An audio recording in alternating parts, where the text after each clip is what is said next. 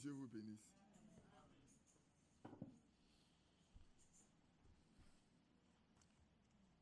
Jean-Marie, tu sais chanter Attendrai donc mon cœur.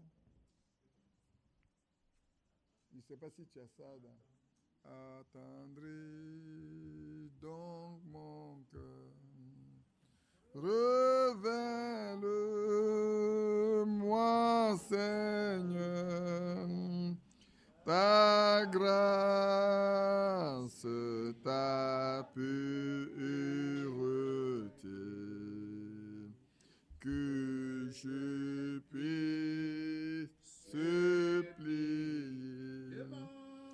devant ta volonté, glorifier ton doux nom, Jésus. Attendris donc mon cœur, révèle-moi, Seigneur,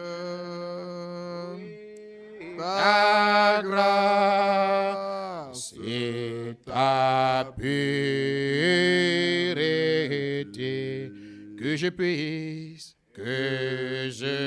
puisse supplier devant ta volonté, glorifier ton doux Jésus,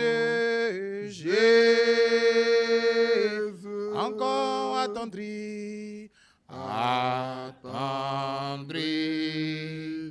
dans mon révèle-moi, Seigneur,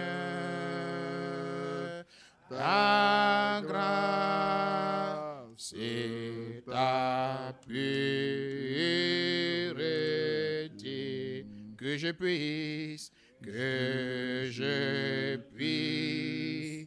supplier devant ta volonté, glorifier ton doux nom, Jésus. Il vit. Jésus vit aujourd'hui. Je sais qu'il est tout près de moi, sur le chemin étroit. Il vit, toujours il me conduit.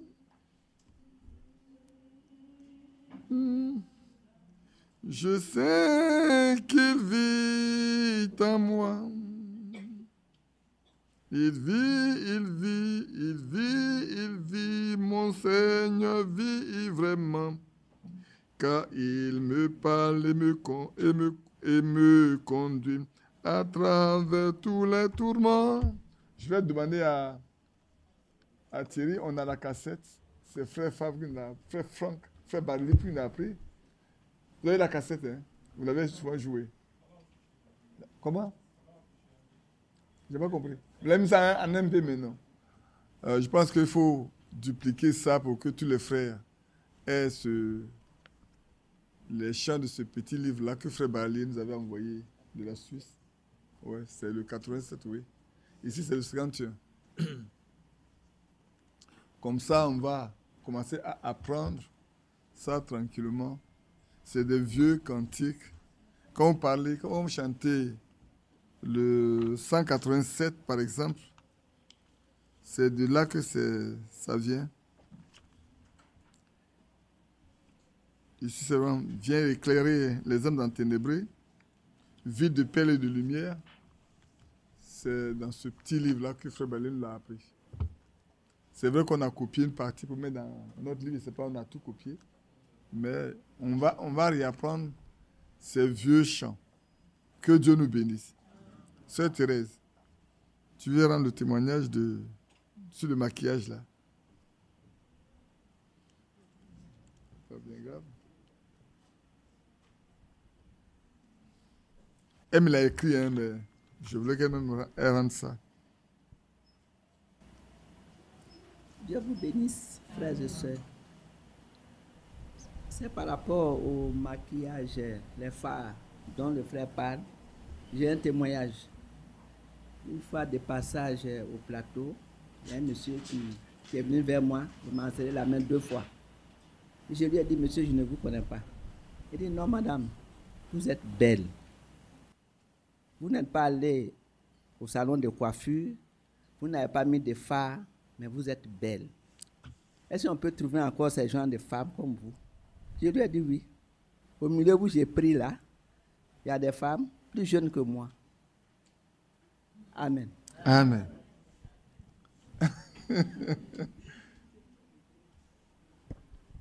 Que Dieu bénisse notre sœur. C'est vrai, est-ce qu'on peut trouver des femmes comme elle dans son état? Je pense que vous êtes très nombreuses ici. Que Dieu vous bénisse.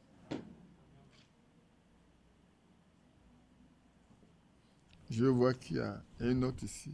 Ah, c'est le frère Onésime. C'est vrai, je vais lire. Bien-aimés frères et sœurs, que notre Père Céleste vous bénisse richement pour toutes les prières et le soutien, pour toutes vos prières et vos soutiens.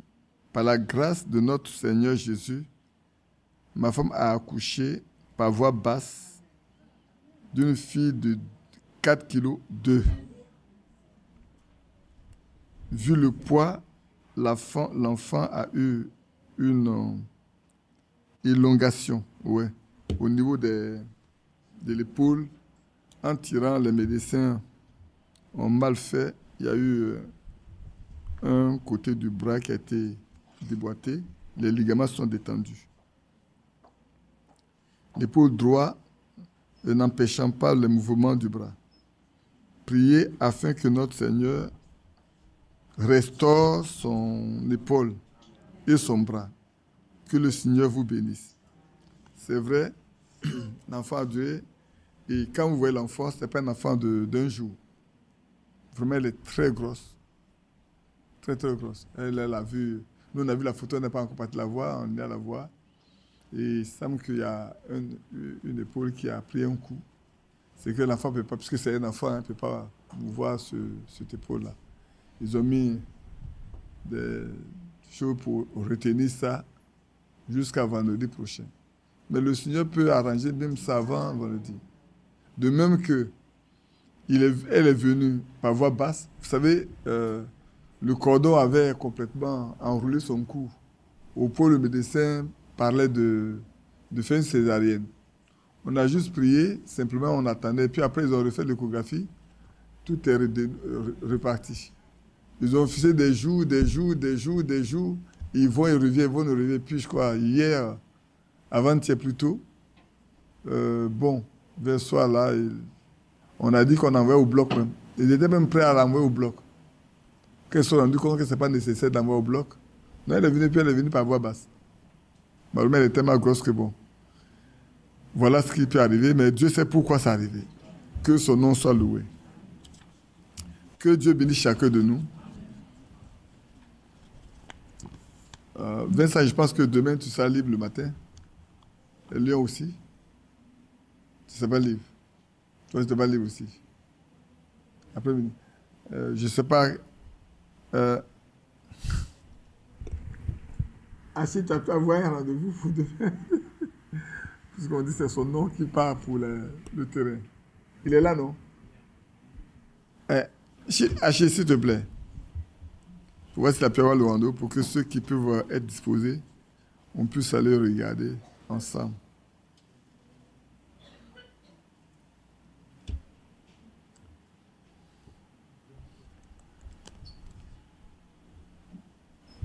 Comment? Demain 10h. Quels sont les frères qui sont disponibles pour demain 10h? Ah, toi, tu es... Ouais, ok. Qui d'autre encore? Toi aussi. Bon, venez ici demain matin. Comme ça, on va aller ensemble avec le frère Achille pour aller voir le terrain.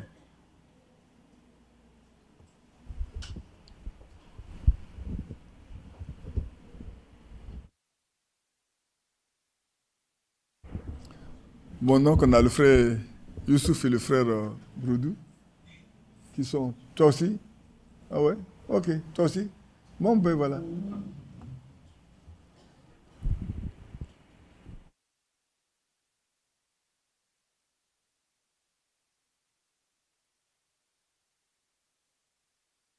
Bon. Donc, ça fait déjà 2, 3, 4, 5. C'est ça, non? Et 4, plus moi, ça fait 5, plus ça fait 6. Ok, on peut prendre 2 véhicules. Et puis aller, on va le regarder. Et puis, si ça convient comme on le veut, on va rentrer en négociation pour rapidement voir avec Léon, pour voir avec le notaire comment on peut commencer à signer le contrat. Le contrat pour l'acquisition du terrain. Donc si quelqu'un vous demande qu'on nous attend, dites-leur que nous, on ne vient pas. On ne peut pas tenir un culte dans 2 lieux, on ne peut pas tenir 2 cultes dans un même lieu. Nous, on ne peut pas faire ça. Qui ne m'a pas entendu? J'ai parlé tellement bas. Nous, on ne peut pas faire 2 cultes dans un même lieu. À la même heure, prêcher 2 choses différentes, on ne peut pas. Même si on veut écouter Franck, où on est seul ou on n'est pas seul. Donc, ceux qui pensent qu'on va aller là-bas, ils n'ont qu'à bien dormir. C'est un choix qui est fait. On ne peut pas être ridicule. On ne peut pas avoir qui tient lieu pendant 3 ans, après avoir prié, savoir ce que Dieu veut qu'on fasse, et puis on va aller faire le contraire de ce que Dieu nous a dit de faire. Hein? Que cela soit bien compris de tous ceux qui nous écoutent, ceux qui nous écouteront, qu'ils sachent qu'on leur dise la vérité. Je n'ai jamais dit que je vais retourner là-bas.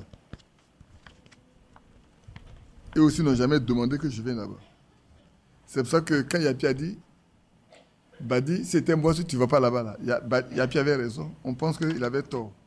Mais en fait, il avait bien raison. Il savait pourquoi il parlait. Aujourd'hui, on peut donner raison à Yapi. Hier, on peut l'accuser. Aujourd'hui, on peut lui donner raison. C'est ça, non? Beaucoup ne sont pas d'accord. Hein. N'oublions pas que samedi prochain, on a la veillée à courir. Ce qui fait que vendredi, on ne va pas se retrouver pour prier. Quoi qu'on devait le faire, cette semaine passée, on n'a pas pu le faire. Samedi prochain, vendredi prochain, on ne pourra pas être ensemble pour prier. On va vous laisser vous reposer, parce que samedi, on a la veillée de fin de mois. Alors, faisons un effort pour être là, pour aller tous à la veillée, pour prier, pour rester dans la présence de Dieu.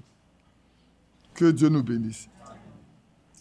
Nous avons commencé à parler de ce sujet-là concernant être conduit, que Frère Branham a apporté le 7 décembre 65, juste avant la prédication de la communion. Après ces 2 prédications-là, il est rentré dans la gloire, il est rentré à la maison. Et c'est assez important.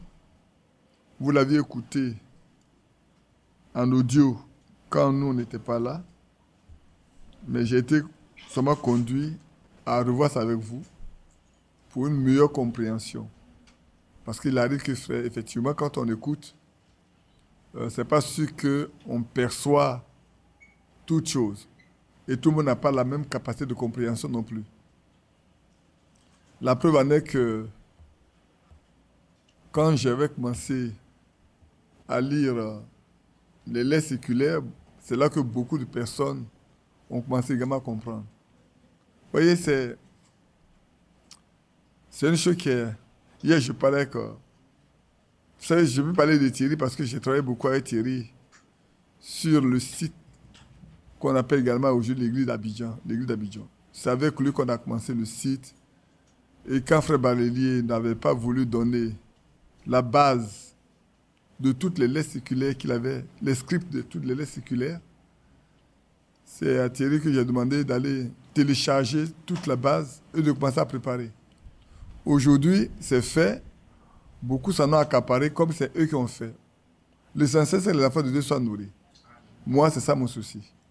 Mon souci, ce n'est pas être le père de quelque chose ou l'initiateur de quelque chose. Ce n'est pas moi qui ai écrit les lettres circulaires, c'est Frère Franck. C'est lui qui les a écrites. Ce n'est pas moi qui ai prêché les prédications de Frère Branham, c'est Frère Branham qui l'a prêché. Et aujourd'hui, on peut se réjouir.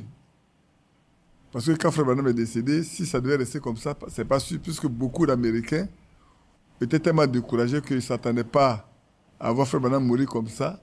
C'est pour ça que cette doctrine qui dit Frère Branham va encore revenir à la vie pour tenir les réunions sur des tentes subsiste au milieu de certaines personnes. Mais si Dieu prend quelqu'un, c'est qu'il a fini avec lui. Et donc, qu'on ne s'attende pas à ce que Frère Branham ressuscite encore pour venir mener une nouvelle œuvre. Ça, ce n'est pas possible. Et c'est par là que Frère Branham a demandé que les gens puissent transcrire ce que Frère Branham a prêché, de sorte que nos amis frères américains, non, pas américains, de langue anglaise, parce que moi, depuis 1987, toutes mes brochures, toutes mes lettres circulaires, mes prédications en anglais, je les ai reçues des frères du Ghana. Je les ai reçues des frères du Ghana. Spoken word, la parole parlée. Donc eux, ils avaient déjà toutes les brochures, quasiment toutes les brochures, en anglais. C'est nous qui étions de la langue française qui avons attendu qu'on commence par traduire en français avant que nous puissions en avoir. Et puis en ce temps, il y avait même le frère Bourdoncle qui a entendu parler de lui. Ouais. Beaucoup ne savent pas. On appelait ça les cahiers de Bourdoncle. Les cahiers de Bourdoncle, c'était le frère Bourdoncle. C'était un homme, un certain Richistis, semble-t-il, qui avait traduit les brochures. Moi, j'en ai encore quelques-unes. J'avais des brochures, il y a des frères qui ont emprunté plein, beaucoup, qui sont partis avec. Le seul qui disposait de la majorité des brochures en ce temps-là, c'était le frère Zénima Jérémie. C'était Zénima Jérémie. Et moi, j'en ai reçu également beaucoup avec lui. Et puis on a demandé, on avait reçu plein de brochures qu'on appelle les cahiers de Bourdoncle. Eux savaient que ça qu'on avait commencé, il y en avait plus que ce que valait traduire en ce temps-là. Ceux qui avaient les cahiers de Bourdoncle étaient plus en avant en termes de lecture que ceux qui attendaient ce qui venait de Frère Balélier. Mais on a plus mis l'accent sur ce qui venait de Lausanne, de Frère Balélier, que sur autre chose. Que chose. Aujourd'hui, nous pouvons dire Seigneur merci. Et c'est pour ça que ce matin encore, avant de commencer ce qu'on va lire, ce que je vous ai déjà lu une fois, de 92, je crois. La fois dernière, mon frère Aladé me demandait si on ne devait pas revoir la lettre circulaire de 94, janvier 94. On en avait déjà parlé quand on était à Williamsville et à Yopougon même. Mais je verrai bien, sous la conduite de Dieu, comment il faut encore revenir là-dessus parce que c'est une lettre circulaire qui était riche.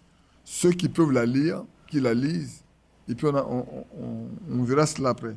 Vous savez, quand j'ai commencé par les résumés de fin de mois. C'est par les résumés de fin de mois que j'ai commencé avant d'aborder les lettres circulaires. Et ce jour-là, il y avait quelqu'un qui avait fait un songe. Même Allé Léon. Allé Léon n'a pas manqué de le dire à la chaire quand j'ai fini de faire la première lecture, la première étude. Il est venu dire ce qu'il a vu avant que ces choses arrivent. Je connais beaucoup de sœurs également qui m'ont vu en train de prendre les lettres circulaires et les écrits de Frère Franck. Aujourd'hui, c'est devenu... Je me réjouis que tout le monde puisse faire la même chose. Vous savez, c'est bon. C'est comme aujourd'hui, tout le monde est sur Facebook, sur YouTube, sur... je vais dire en un mot, ils sont tous sur Internet. Mais quand j'avais commencé, on me demandait, on disait, mais quel ministère il a? quel est son ministère pour qu'ils mettent en ligne les prédications d'Abidjan. Moi, je savais ce que je faisais. Beaucoup de personnes m'ont dit, nos frères, on souffre trop à cause de ça ici en Europe, il faut arrêter. J'ai dit à ces personnes-là, ce n'est pas un homme qui m'a demandé de le faire. Je continue seulement de le faire. Même si aujourd'hui, il y en a qui disent que tu es victime de ce que tu as fait, c'est parce que tu as mis en ligne Krefeld et Abidjan, qu'on dit que tu es... Maintenant, on t'a dit que tu as un esprit antichrist. Je dis, moi, il a été victime de rien du tout. Moi, il n'a été victime de rien du tout. Ce que Dieu a prévu avant la fondation du monde, il l'accomplit parfaitement. Et toute chose concourt au bien ce qu'aime Dieu. Donc aujourd'hui, sur toute la planète, tout le monde, tous les grands prédicateurs, pour parler comme ça, sont tous sur Internet maintenant, dans le message. Il y en a qui sont devenus même plus grands parce qu'ils ont pu se connecter carrément à Krefeld, de sorte que quand tu veux te connecter, tu es obligé de passer par eux. Mais c'est des limitations. Comme quelqu'un dit, il faut avoir l'original que d'avoir l'imitation. Que Dieu nous aide et qu'il nous bénisse. Pour ceux qui nous écoutent, je sais qu'il y en a qui écoutent, il y en a qui écouteront après. Vous allez lire, c'est la lettre circulaire de janvier 92. Pour ceux qui sont en Europe, qui reçoivent les lettres circulaires traduites, ça c'est décembre 91. Alors, j'ai déjà lu et je le relis encore, c'est à la page 11. Et dans le dernier paragraphe qui continue à la page 12, au premier paragraphe, termine par le premier paragraphe. Voilà ce que Frère Franck a écrit. Et je sais que dans ces derniers temps, il a bien dit que la nourriture, c'est le message. Il a insisté. Mais souvent, je me demande même si on comprend ce que Frère Franck dit. Quand il dit la nourriture, c'est le message, est-ce qu'on comprend ce qu'il dit? La nourriture, c'est le message. C'est rien d'autre que le message. Le message que lui l'a traduit. Parce que c'est ça qu'il a été donné de distribuer. Là, il doit aller de ville en ville pour prêcher l'évangile. Mais le message, la nourriture qu'il doit distribuer, qu'il doit donner aux domestiques de la maison de Dieu, ceux qui sont domestiques. Beaucoup peuvent se mettre à vouloir distribuer parce que nous sommes pas à l'école, nous savons lire. Aujourd'hui, nous pouvons tous prétendre avoir quelque chose à faire, mais Dieu aussi sait ceux qui sont ses domestiques. Amen. Et c'est ça qui est important. C'est pour ça que, frères et sœurs, je vous engage à prier pour que Dieu vous dise quels sont ceux qui sont ses domestiques. Quand vous connaîtrez les domestiques de Dieu, vous n'écouterez pas n'importe quelle personne. Et c'est pas si je me fais bien comprendre. Priez pour que Dieu vous dise qui sont ses domestiques. Quand vous les connaîtriez, vous n'écouterez pas ceux qui ne sont pas ses domestiques. Parce que Dieu ne peut parler que par ceux qu'il a choisis. Il ne parlera pas par celui qu'il n'a pas choisi. Et ceux qu'il a choisis, il les a établis seulement pour ceux qui sont destinés à être préparés. Maintenant, les autres peuvent écouter qui ils veulent, comme ils veulent, aller où ils veulent. On en parlera tout à l'heure, mais je fais cette introduction-là d'abord, avant qu'on ne prie, pour commencer. Donc, je lis d'abord ce que Frère Franck a écrit et qui nous a été traduit pour janvier 1992. Nous n'avons pas pu éditer beaucoup de nouvelles prédications. Ici, il s'agit des prédications de Frère Branham. Il n'a pas pu éditer beaucoup de prédications ces derniers temps. Au cours de cette nouvelle année, nous devions faire de nouvelles impressions pour les pays de l'Est qui se sont ouverts à la parole. Donc, janvier 92, après 92, ils vont consacrer plus de temps à éditer les brochures.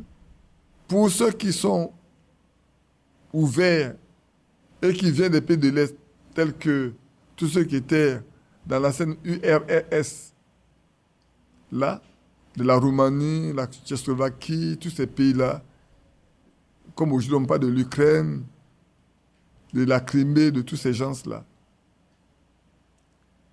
En langue allemande, nous avons à disposition presque toutes les prédications de Frère Branham des années 63 à 65.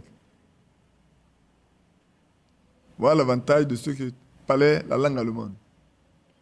Déjà en 92, pour ne pas dire en décembre 91, pour eux, ils avaient déjà presque les brochures, les prédications de Frère Branham, traduites en allemand, qui sont de 63 à 65.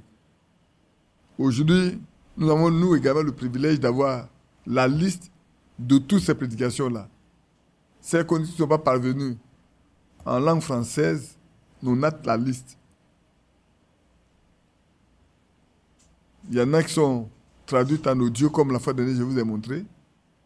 Il y en a qui n'ont pas été traduites, ni en audio, ni en écrit, aujourd'hui.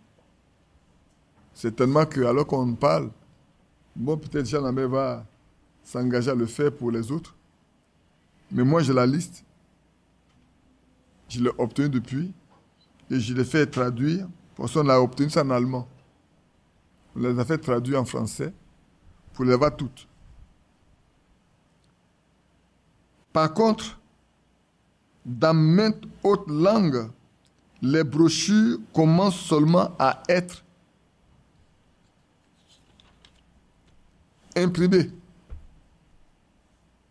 Donc pour les langues comme les nôtres, dans d'autres langues encore, peut-être italiennes ou autres, c'est vrai que les brochures ont commencé seulement à être imprimées. Si tous, ça j'aimerais que tout le monde ouvre les oreilles grandement pour comprendre où aller lire. Ils ont le privilège que, autant on cherchait, les gens Thierry a téléchargé toutes ces brochures de la première, d'aller circuler de la première à la dernière, de 2007 jusqu'en 2006, fin 2006. Et il a fait les scripts de poser ça de l'autre côté. Ils sont accaparés. Mais que les gens puissent mettre ça à la disposition de ceux qui arrivent nouvellement, qu'ils puissent lire. Si tous lisent les prédications déjà publiées et sondent la Bible, je crois que ça doit être la 3e, la 4e fois que je lis ça, mais je préfère le lire à chaque fois pour attirer l'attention des aveugles.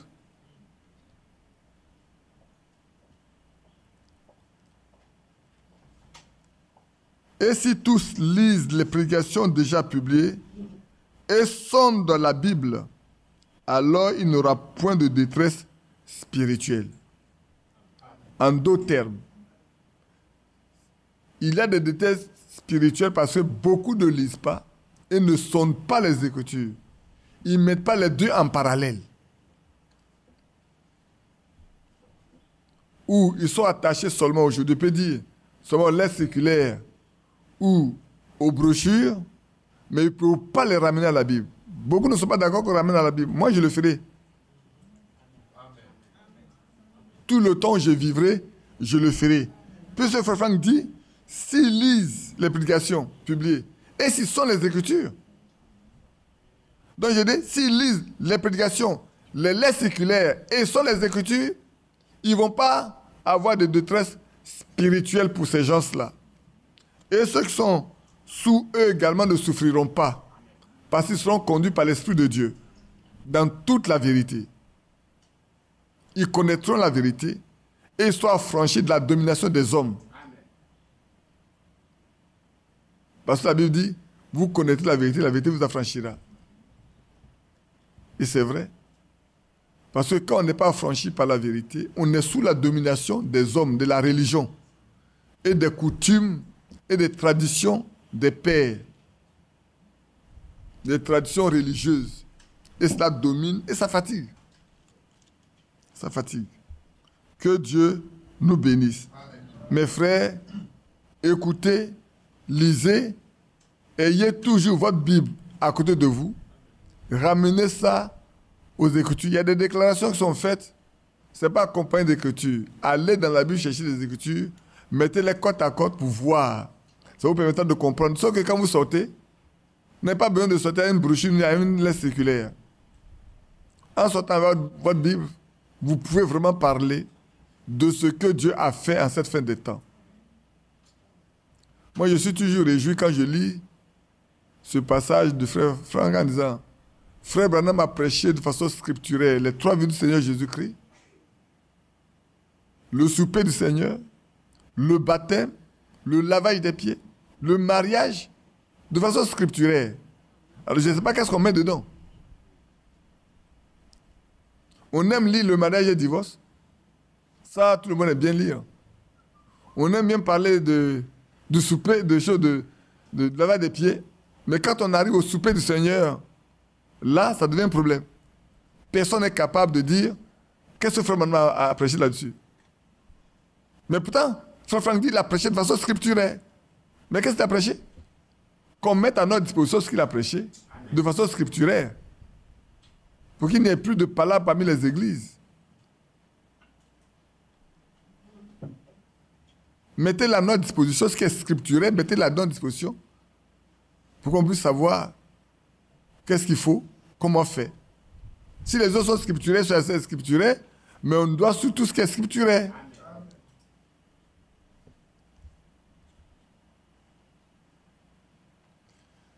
D'accord, ceux qui sont... Ah d'accord, ceux que tu as tiré, oui, c'est depuis 1966. Ça, c'est la parole parlée là, la parole de demain éternellement. Oui, ça c'est vrai. Jusqu'en avril 2006. C'est tout ça que vous avez 70 lettres circulaires. C'est ce qui a été effectivement fait par Frère Balien en ce temps-là. Quand on lui avait demandé, on avait demandé à son fils de nous donner les transcripts.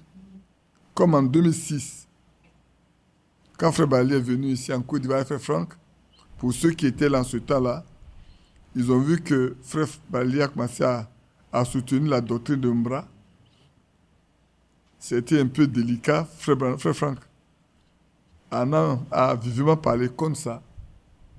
C'était un problème de ce que après il y a eu une rupture. Et ceci même emporté l'IFC et tout. Mais Frère Franck a été voir Frère Ballier quand il était très malade ou il était sur le point de mourir. Ils ont parlé ensemble. Mais combien sont ceux qui en sont sortis tranquilles et en paix? Frère Franck et Frère Ballier ont parlé ensemble. Certainement, ils ont fait la paix. Frère Ballier est parti en paix. Mais la suite. C'est vrai, je vous dis toujours, frère, prenez garde. Quand Aaron a fait le veau d'or, ce n'est pas Aaron qui est mort. C'est le peuple qui est mort. Quand David a dénombré le peuple, ce n'est pas David qui est mort.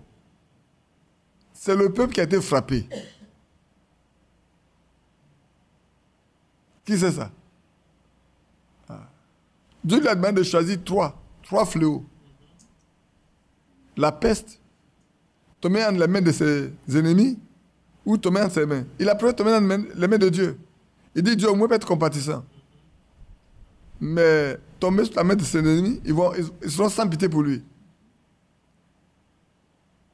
voyez? Donc, frère, prenez garde. Beaucoup de prédicateurs conduisent des églises, mais j'ai le sentiment que nous manquons tous de discernement pour savoir qu'est-ce qu'il faut faire en ce temps. En ce temps. On m'avait demandé de prendre la charge de l'impression de ces documents, les circulaires, prédication Frère Branham là, dès 2007. J'ai hésité longtemps en 2006, c'est en 2007, je crois autour d'avril, mai 2007, que j'ai dû accepter ça et qu'on a commencé à travailler là-dessus. C'est à partir de là qu'on a fait le site qui existe, qui a été amélioré. C'est bon de faire. Que Dieu bénisse ceux qui ont amélioré. Mais la création est plus difficile. Hein. Commencer une chose au début là, imaginer une chose et le faire de but en blanc, c'est très difficile. C'est cela qu'on peut louer.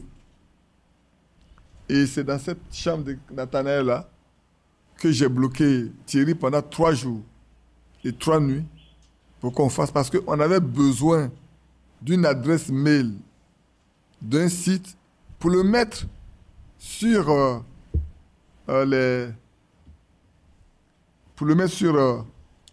les lettres circulaires. Quand vous regardez les nouvelles lettres circulaires que vous avez là, on met bien deux adresses. Celle de Krefeld et celle d'Abidjan qui vient chez nous. Ça, celle-là n'est pas dedans. Mais je ne sais pas si celle que j'ai ici est dedans. Voilà. Ici, Mission Center, boîte postale, Krefeld, pour l'Afrique de l'Ouest, église d'Abidjan.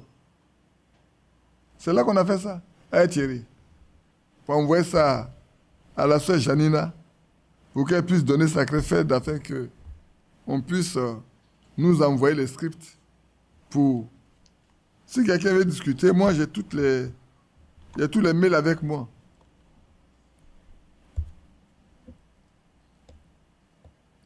Et quand on a commencé, on n'a pas eu besoin de demander l'argent à l'église. Il fallait le faire soi-même, puisque l'église connaissait beaucoup de problèmes. Il fallait le faire sur ses propres fonds. On a privé notre famille des moyens de subsistance pour que ceux qui aujourd'hui parlent reçoivent les lettres circulaires, les brochures. Si on leur demandait de payer, c'est même pas s'ils allaient pouvoir payer.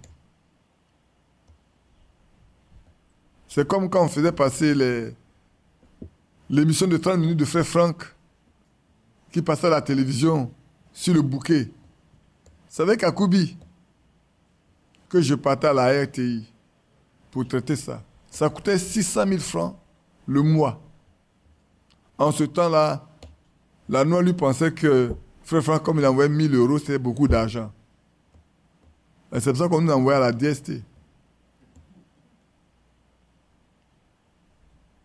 Quand Dieu pouvait dire, ils ont créé la chose, maintenant que ça produit beaucoup de fruits, nous on le chasse. Parce que c'est 1 000 euros. 655 000 francs. Alors que faire passer une émission de Frère Franck à la télévision ivoirienne sur le bouquet, ça coûtait 600 000. Ce n'est pas l'église d'Abidjan qui payait. Je peux encore sortir les copies des chèques que j'ai fait en ce temps-là. Je n'étais pas rentré en ligne de compte avec quelqu'un. Que Dieu bénisse chacun de nous. Ce que nous faisons, le faisons pour le Seigneur. Donc, mes bien-aimés frères et mes bien-aimées sœurs, lisez les brochures, lisez les prédications, écoutez-les, mais n'oubliez pas de regarder à votre Bible. Ne le faites pas du tout. Ayez votre Bible en main. Amen. Ceux qui pensent qu'ils peuvent se passer de la Bible en écoutant les brochures, en lisant les brochures, ça c'est leur affaire. Ceux qui pensent que, après avoir écouté Frère Franck ou lu la lettre circulaire, ça peut les arranger, je leur dirai qu'ils ne connaissent pas ce que Frère Franck a dit. Parce que Franck dit, lisez les prédications et sondez les Écritures. Donc, si pour ce que le Seigneur envoie comme message, nous devons lire et sonder les Écritures, nous devons également lire et sonder les Écritures parce que lui-même l'a écrit. Pourquoi on le ferait pour un et ne pas faire pour l'autre? Puisque lui-même le dit, son ministère est instrictement attaché au ministère de Frère Branham. Si les deux sont très liés, et je dirais également le ministère des gens de la maison de Dieu sont aussi liés au ministère de Franck. Parce que la nourriture là, il a reçu pour leur donner ça. Donc du coup, c'est comme une chaîne. Ce qui est valable pour l'un est valable pour tout le reste. C'est pour ça que nous-mêmes qui prêchons là, si nous sommes vraiment de la maison de Dieu, vous devez aussi examiner ce que nous prêchons par rapport à la Bible. Si vous ne pouvez pas l'examiner par rapport à la Bible, vous faites du mal vous-même. Vous devez y arriver. Vous devez le faire. Et c'est le temps. Ne sont pas religieux, frères. Personne ne viendra vous défendre. Comme je posais une question à un frère, je crois hier, il m'a appelé, puis on parlait ensemble. Il dit, mais pourquoi mon nom fait peur tant ou préoccupe tant de personnes? Il a dit parce que tous les gros problèmes de l'église de Côte d'Ivoire, ton nom a été associé pour trouver une solution. Du coup, quand on se réfère à la convention que tu as eue en 2014, où tu as dit clairement que tout ce que vous avez fait, qui n'est pas fondé sur la Bible, là, vous l'avez fait pour rien, tout le monde s'est senti coincé. Tout le monde s'est demandé, mais alors, on va où? Et cette question, le frère Kwasi de Boisflé qui est décédé a posé la même question en 2007. Quand en 2006, j'avais fini de parler qu'on voulait chercher une solution et qu'ils sont venus de Boisflé à la réunion. Quand j'ai fini de parler du rôle des anciens qu'on doit être établi, qu'est-ce que c'est? Et quelles sont les conditions qu'ils doivent remplir avant d'être anciens? Il a dit, frère, moi j'ai bien peur. Il dit, qu'est-ce qu'il y a? Il dit, mais ce que tu dis là, à l'examiner, c'est que personne n'est digne d'être ancien actuellement. Il dit, mes frères, si personne n'est digne d'être ancien, si vous avez un ministère, exercez votre ministère. Mais ne cherchez pas à être ancien. Parce qu'il y a des conditions précises pour être un ancien. La Bible est claire. On ne va pas fabriquer autre chose. Ou on marche avec la Bible ou on ne marche pas avec la Bible. Alors quand on prend la lettre circulaire de Frère Franck de 1972, 772 également, vous le lisez, vous comprenez bien. C'est Dieu qui établit. Et les conditions sont fixées par l'apôtre Paul. Quand on regarde au niveau des actes, on n'a jamais parlé de comment chez les anciens, je parle de Jérusalem. Même Paul, quand il parlait de l'établissement des anciens, il n'a pas dit les conditions. Mais quand il fallait envoyer Timothée ou Tite, alors il leur a donné. Regardez bien, frère. Quand on regardait Tite et Timothée, Timothée, son père, écoutait quoi? Grec, sa mère était juive. Peut-être qu'il ne connaissait pas bien les lois juives. Mais Paul était obligé de lui donner les indications pour l'établissement. Tite également. Si on va chercher ses origines, on verra bien. Mais l'apôtre Paul était obligé de lui dire, va à Crète là. Voilà ce que je te demande de faire dans les îles de Crète. Si on peut trouver des hommes qui remplissent telle condition, alors oui. Mais si on ne trouve personne, les équipes ne vont pas exister. Dites-moi, Antioche, avec qui était ancien là-bas? On n'a jamais signé des anciens. On a signé ceux qui étaient des serviteurs là-bas, qui avaient des prophètes, et des prophètes et puis des docteurs. Et on se fait tellement de soucis. Mais frère Franck même a dû attendre jusqu'à ce que Dieu lui dise, t'habites telle personne. L'église existait. Nous qui disons que nous sommes de Franck, pourquoi on ne fait pas comme Franck? Pourquoi on ne fait pas comme Franck? Pourquoi vous ne faites pas comme Franck a fait? Restez là jusqu'à ce que Dieu vous dise. Et puis quand Dieu dit une chose, ça peut être contraire à ce qu'il a dit dans la Bible. Quand Dieu choisit quelqu'un là, ça peut être contraire à ce qu'il a dit dans la Bible. La personne va remplir exactement les mêmes conditions que la Bible dit. Bref, que Dieu vienne à notre secours. Le temps est proche. Hein? Le temps est proche, que Dieu nous aide simplement. On va prier. Bien-aimé Père Céleste, nous te rendons gloire et grâce et nous te célébrons. J'ai toujours dit que c'est un privilège pour nous que nous soyons appelés à recevoir ce message. Parce que du haut des cieux, tu as décidé que tu enverras ce message pour préparer des hommes et des femmes avant ta seconde venue. Quand tu prépares des hommes et des femmes, c'est parce que tu viens les prendre. Et tu envoies le message. Il y a eu beaucoup de religions. Oui, c'est vrai. Comme au temps où le Seigneur Jésus devait venir sur la terre, il y en avait beaucoup de sortes de foi En ce temps également, il y a eu beaucoup de sortes de foi. Et comme aujourd'hui encore, il y a beaucoup de sortes de foi. Mais au milieu de tout ça, tu as suscité un homme d'un niveau qu'on ne pouvait même pas qualifier. Mais tu l'as utilisé pour montrer aux sages, aux intelligents, que ce n'est pas dans les études. Ce n'est pas dans la sagesse humaine. Ce n'est pas ton esprit. Amen. Et alors, Seigneur, tu lui as donné ta parole pour nous. Merci. C'est un grand privilège, Seigneur. Si nous sortons de cela, nous sommes perdus. Et c'est pour ça que l'apôtre Paul pouvait dire, si c'est dans les biens matériels que nous avons foi, que nous avons notre confiance, mais nous sommes perdus. Nous sommes les plus malheureux. Quand nous savons qu'il n'y a rien de plus précieux que ta parole. Elle est au-dessus de tout. C'est pourquoi donne-nous de rester accrochés à cette parole-là qui est venue de toi. Tu l'as prouvé par des miracles, par des prodiges, par des guérisons diverses. Tu as prouvé, tu as exercé ton propre ministère. Ce qui a été fait au jour d'Abraham, tu l'as fait. Ce qui a été fait au jour de Moïse, tu l'as fait. Ce que tu as fait toi-même quand tu étais sur la terre, tu l'as fait par cet homme. Pour que nous comprenions que ça vient de toi. Parce que nous sommes dans un temps assez moderne, assez scientifique. Et tu savais même que parmi les prédicateurs, il y aurait beaucoup d'incrédules, de grands incrédules. Les gens qui s'opposeraient à cela. C'est pour ça que tu as fait toutes ces choses. Pour que notre attention soit attirée nous aussi. Mais au-delà, Seigneur, tu as donné ton esprit pour nous convertir, pour nous convaincre que c'est la vérité. Nous te sommes reconnaissants.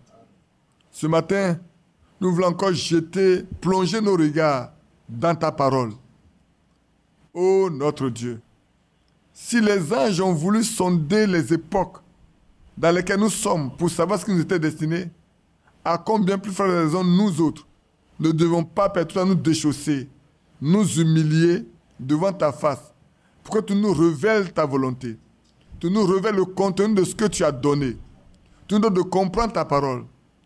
Tu vois, la fois dernière, le vendredi, nous étions avec notre soeur Nicole et cette jeune fille qui était avec elle, qui voulait simplement savoir beaucoup de choses sur l'Apocalypse. Mais nous sommes partis de l'Apocalypse pour aller dans la divinité de Jésus, revenir sur le baptême, avant de repartir pour voir les âges dans lesquels nous sommes. On n'a pas voulu employer le mot âge. Nous avons employé le mot époque. Il y a différentes époques dans lesquelles, Seigneur, tu as suscité des hommes. Depuis Paul jusqu'à notre temps, Père Céleste, et notre temps est le plus dangereux, le plus mauvais, parce qu'il y a plus d'incrédulité à notre temps qu'il n'en avait jamais eu auparavant. Notre Dieu. C'est pourquoi extirpe-nous du milieu des incrédules. Fais-nous sortir de là et donne-nous un cœur bon et honnête pour croire, pour obéir, pour nous soumettre. C'est pour ça que ce matin, nous allons chanter. Attendez notre cœur. Réveille-toi et apprends-nous à nous plier sous ta volonté. Sous ta volonté. Donne le discernement à tes enfants. Ce n'est plus le temps de choisir, de décider soi-même. C'est le temps de faire ta volonté et de se conformer à ta volonté. Instruis-nous. Envoie ton onction sur moi-même. Envoie l'onction sur mes bien-aimés qui sont là. Et ils sont des auditeurs invisibles. Que la même onction soit sur eux. Et que nous puissions comprendre ce qui vient de toi. Parce que le temps est venu où il doit en être ainsi. Sois glorifié, sois exalté, célébré. Parle encore aujourd'hui comme tu as parlé autrefois quand tu es descendu sur la montagne de Sion. Et que tu parles du haut des cieux. Seigneur, parle encore aujourd'hui. Parle encore mieux de nous. Et instruis-nous. Et guéris-nous. Oui, comme dans ces temps, je pouvais le dire. Seigneur, le plus grand guérisseur, c'est toi. Le plus grand médicament, c'est ta parole. Et le moyen y parvenir, c'est la prière. Donne d'avoir la foi nécessaire pour passer par la prière, pour obtenir les promesses dans la parole de Dieu et bénéficier de ta grâce pour que nous soyons guéris de toutes nos maladies, de toutes nos détresses. Accorde le Père au nom de Jésus-Christ. Amen. Amen. Retournons dans Marc chapitre 10. Relisons le verset 17, le verset 22. Comme texte de base pour revenir à ce dont nous parlons depuis dimanche passé. Non pas dimanche passé, il y a déjà 2 dimanches. Vous l'avez écouté auparavant, je crois le 10, vous l'avez écouté. Le 17, nous en avons parlé dimanche passé. Oui, le 23, on en parle encore. Peut-être dimanche prochain, après-midi, on allons encore en parler un peu si on n'a pas fini.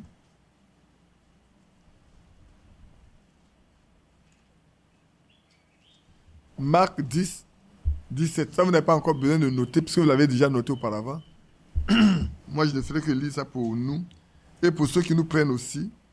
Pour ceux qui viennent à chaque fois écouter, il faut qu'ils aient le texte de base. Comme Jésus se mettait en chemin,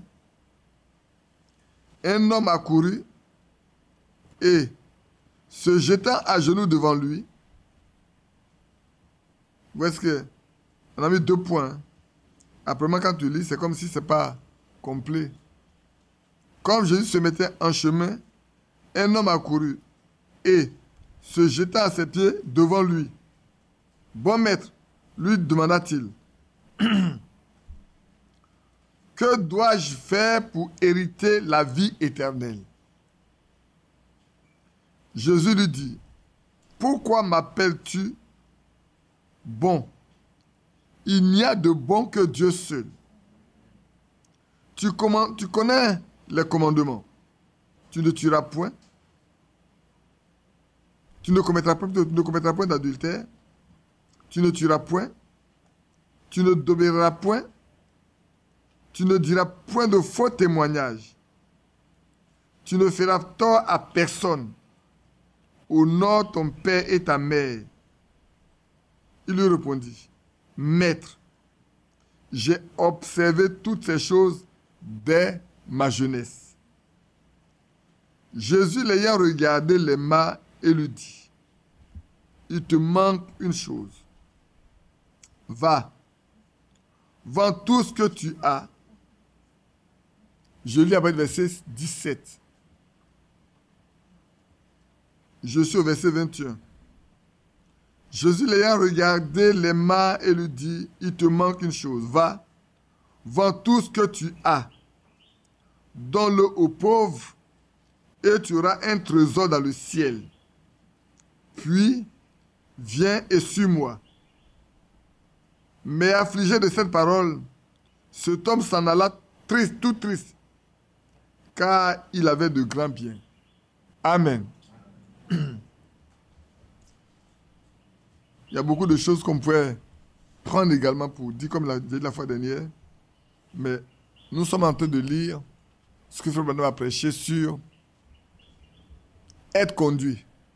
Suis-moi, viens, suis-moi, ou être conduit. Et vous savez que ce qu'on avait dit la fois dernière, on a besoin, tout le monde a besoin d'être conduit. Un enfant a besoin d'être conduit, nous-mêmes on a besoin d'être conduit, à l'école on nous conduit, à l'église on nous conduit, partout on a besoin d'être conduit. Et cet homme-là, il a été élevé par son père, par sa mère, peut-être on confie aussi à un sacrificateur, et puis comme j'ai dit dimanche passé, son père, sa mère lui a appris de grandes choses, d'un bon garçon, très intelligent. Et il est venu voir Jésus, parce que certainement quelque chose lui manquait. Il s'est rendu compte que quelque chose lui manquait. Je ne sais pas si vous comprenez bien. Après avoir pratiqué tout ce que Jésus lui a dit, qui concerne la loi, il dit au Seigneur, j'ai tout pratiqué dès ma jeunesse. J'ai tout observé. Mais je me rends compte que quelque chose me manque. C'est pas souvenir à toi. Que dois-je faire pour hériter la vie éternelle? Maintenant, il a tout fait, il me rend compte que je ne l'ai pas. Frère, on va épiloguer un peu là-dessus, un peu, avant de venir lire. Maintenant qu'il a tout fait, j'ai accompli tout ça là. Mais dans mon fond intérieur, il y a quelque chose qui me montre qu'il y a quelque chose qui me manque. Et quand je vois tout ce que tu fais, je pense qu'il y a quelque chose quelque part que je n'ai pas. C'est peut-être, certainement, c'est toi ceux qui peut m'aider à voir ça. Parce que mes prédicateurs là n'ont jamais pu assouvir cette soif-là. Ils n'ont jamais pu apporter quelque chose qui étanche cette soif. Et j'ai toujours, moi, une grande soif. Et je ne sais pas comment étancher ça. Mais peut-être je pense qu'avec toi, grand maître, bon maître, je peux avoir la solution. Et la Bible dit, Jésus l'ayant regardé, l'aima. Vous savez, on n'a pas besoin de rendre témoignage de l'homme au Seigneur. En te regardant, il sait qui tu es. Il sait ce que tu vaux. Il sait jusqu'où tu peux aller. C'est pour ça que le Seigneur n'est pas parti ailleurs. Il dit, tu veux la vie éternelle? Il y a une seule chose qui te manque. Tu as tout. Tu penses avoir tout. Et comme tu es venu, c'est chose qui te manque que tu cherches là. Je vais te la donner. Tu veux la vie éternelle? C'est ça que tu veux. Tu as tout, mais tu n'as pas la vie éternelle. Aujourd'hui, frère, prenons... Donc je parlais à cette jeune dame-là. On a parlé. J'ai dit, madame, aujourd'hui, si je te prends avec une femme musulmane, pas celle qui parle de Chador là. Moi, il y a travaillé beaucoup de femmes musulmanes. Je l'ai vu, il m'est arrivé même d'un voyage, il y a une qui m'a emballé pour aller la combattre quelque part. On arrive, c'est dans un magasin de perruques. J'ai dit, pauvre Badi. Et puis il me demande, grand frère, c'est joli. Grand frère, ça c'est beau. Pour passer à répondre comment? C'est toi qui es venu pour acheter tes choses. Achète ce que tu veux, pas partir. Elle a acheté une vingtaine. C'est pas petit prix. Hein? Vous savez où elle a acheté ça? À Los Angeles, aux États-Unis. Le magasin là, c'est plus grand que ma cour. Elle a acheté ça pour elle, pour sa collègue, qui est aussi une jeune dame,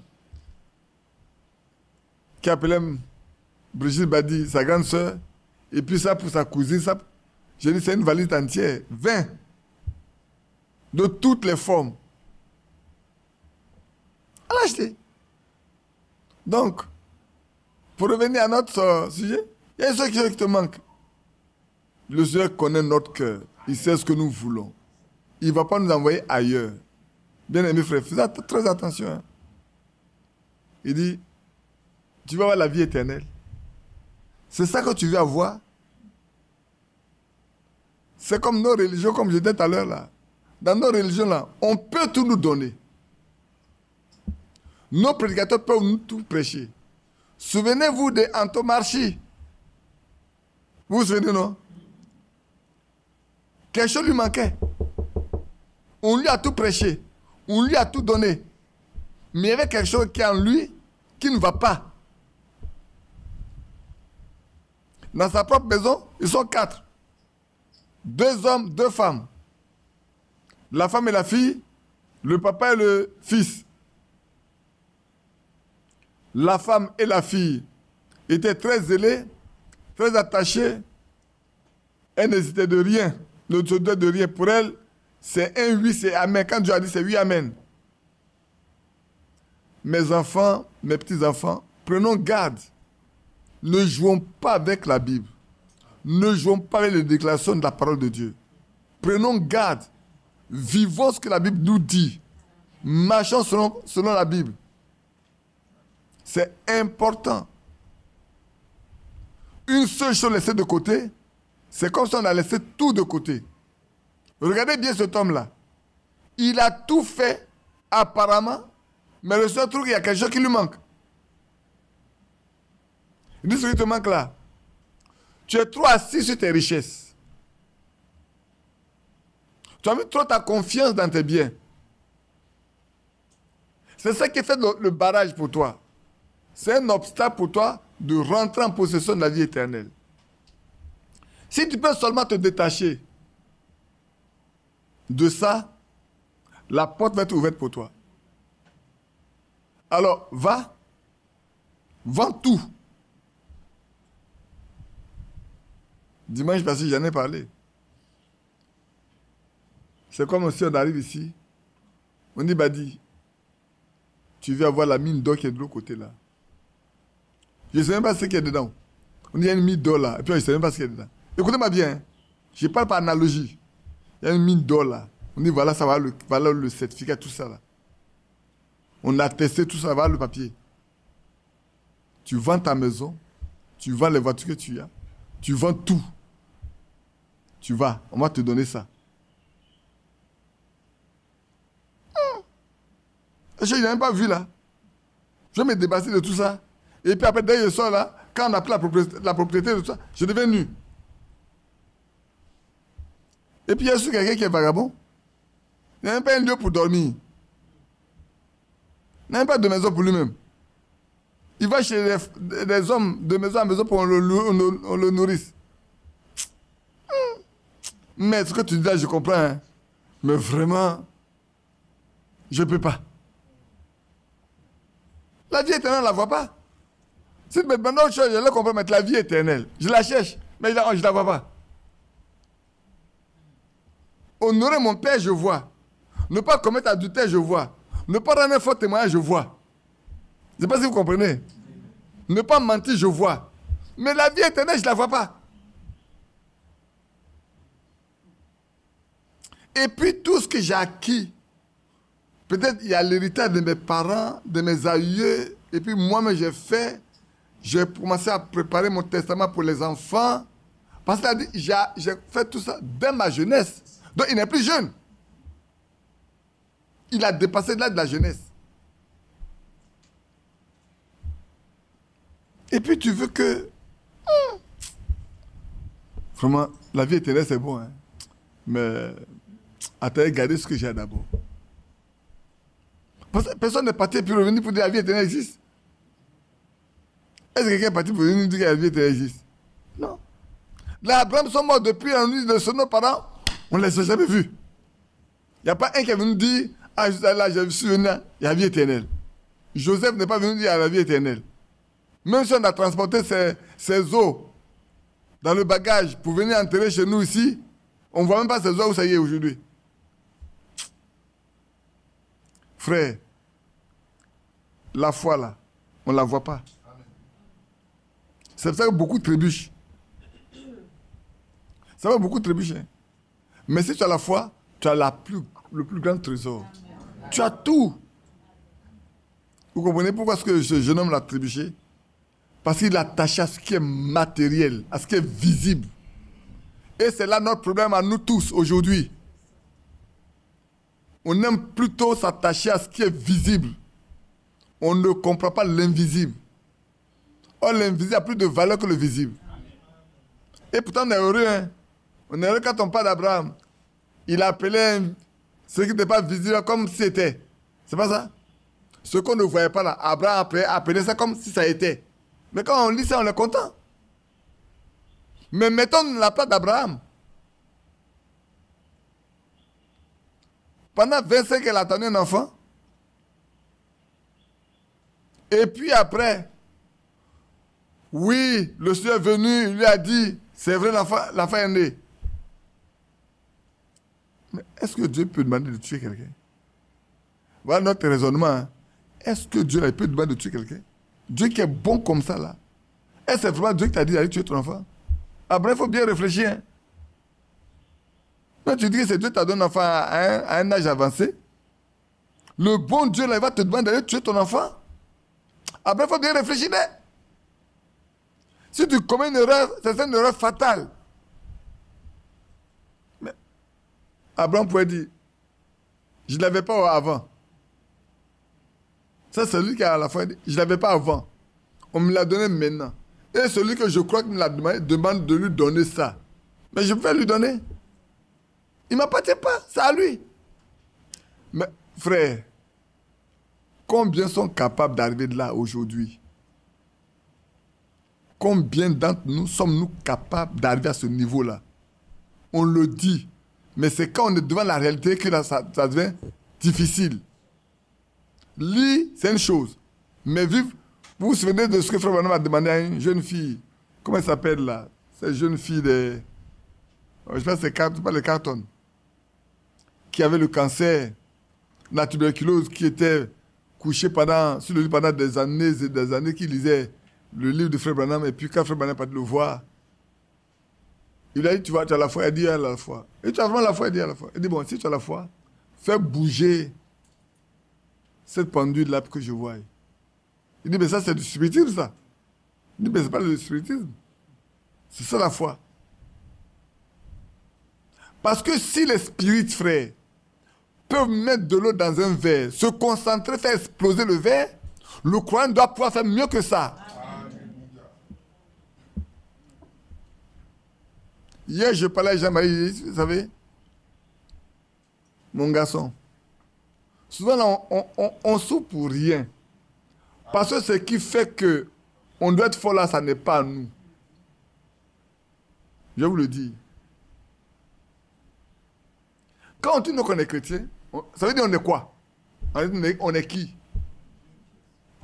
On est fils de Dieu. Donc on est Dieu. Comprenez-moi bien.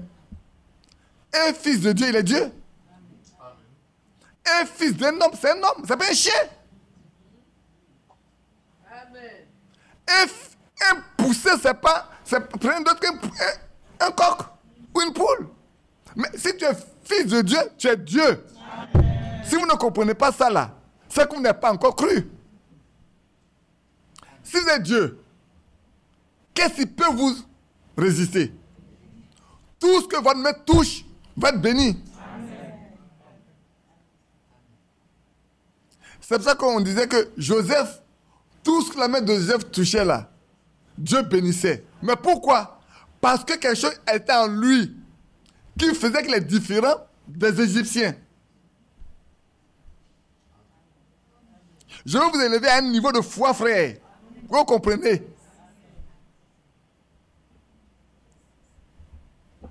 Vous ne connaissez pas votre position. C'est pour ça que vous traînez dans la boue. Avant qu'on ne continue, j'aimerais quand même on va ça d'abord. Fille de Dieu. Il dit, séparez-vous de ce qui est impur, et je vous accueillerai. Vous serez mes fils et mes filles, et je serai pour vous un père. Ah, Dieu dit que je suis son fils. Et je vais traîner dans la boue. C'est pour ça que je vous ai dit, pourquoi Marc 16 ne s'accomplit-il pas dans votre vie? À moins que Dieu ne veut pas l'accomplir. Mais sinon, c'est une obligation pour Dieu de l'accomplir pour ses enfants. Il dit, vous qui êtes si méchants, vous savez donner de bonnes choses à vos enfants. À combien plus forte raison votre Père Céleste ne répondra pas promptement, ne fera pas promptement justice? Pourquoi il ne le fera pas? Votre Père Céleste ne vous fera-t-il pas promptement justice? Pourquoi? À nous de savoir, frère. Pourquoi? Le Seigneur nous a déjà jugés. Il dit, vous qui êtes des humains, qui êtes méchants, parce que l'homme sans Dieu est un homme méchant, il sait donner de bonnes choses à ses enfants. Et moi, qui suis Dieu, qui suis bon.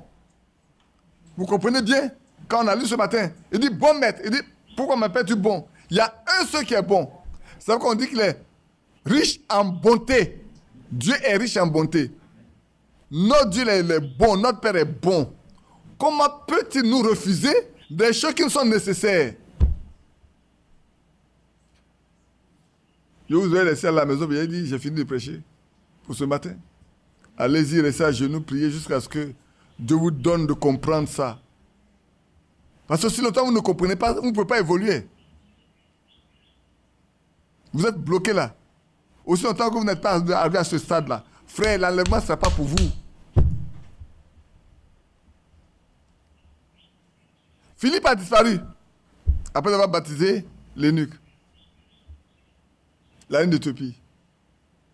Avez-vous le même esprit que Philippe? Oui ou non? Je commence par le plus simple. Vous avez cru comme Philippe, non? Vous avez été baptisé d'eau comme Philippe, non? Maintenant, je vous pose la question. Avez-vous la vie qui était en Philippe là? L'avez-vous en vous? C'est la première question qu'on doit se poser. Est-ce que la vie qui était en Philippe là est aussi en moi? Si ce qui est en Philippe est en moi, le même esprit qui a conduit Philippe doit me conduire. S'il ne peut pas me conduire, c'est que je ne suis pas là. Parce que ceux qui sont conduits par l'Esprit de Dieu sont fils de Dieu. Romains 8, 14. Oui, frère. Je disais à votre elle dit, tu as fini? Je dis, on finit pas où? Tu peux arriver que ça change. On finit jamais de préparer une prédication. On ne peut pas finir de préparer une prédication. Tu arrives là même, là, ça change. Tu peux avoir pris beaucoup d'écritures. Ce n'est pas ça, de ça qu'il est question. C'est les besoins de ceux qui viennent s'asseoir là que Dieu veut satisfaire. Bon maître, qu'est-ce qu'il faut que je fasse pour avoir la vie éternelle? Il te manque une seule chose. Aussi longtemps que tu n'as pas cette chose-là, tu ne peux pas avoir la vie éternelle. On va le lire tout à l'heure. Mais je voulais, frère, que nous, on soit nous-mêmes bien assis. Sinon, ce qu'on lit là, on va lire, on va relire demain, on va le relire après, on va relire après. Ça n'apportera rien.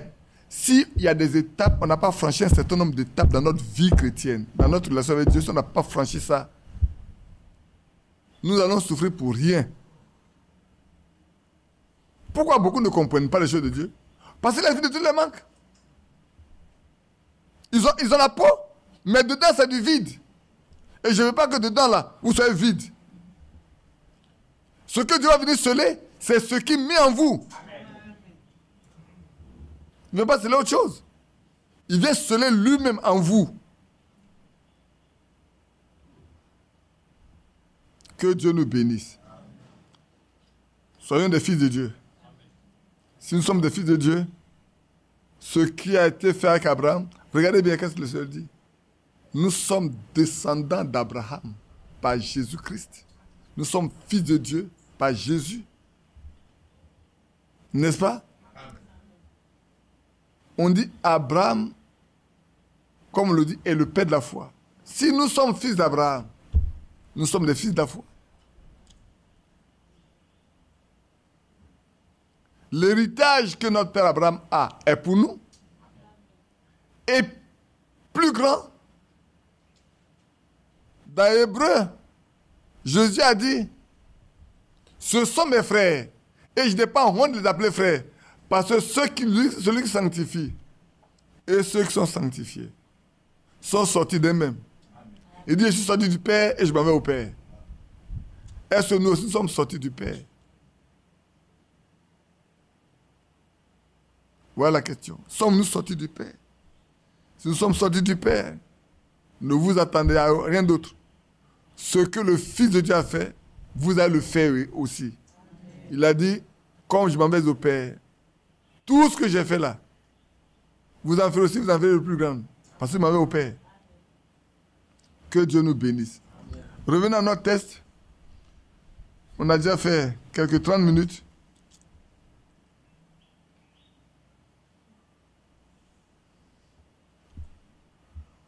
Nous devons être de véritables chrétiens authentiques. Voilà ce que Frère Branham dit. Vous et moi là, nous devons être de véritables chrétiens authentiques. Et le seul moyen pour nous de l'être, c'est d'affronter cette question de la vie éternelle. Soyons de véritables chrétiens authentiques. Non pas falsifiés. Des hommes, des femmes qui donnent l'apparence d'être des chrétiens, alors que nous ne le sommes pas.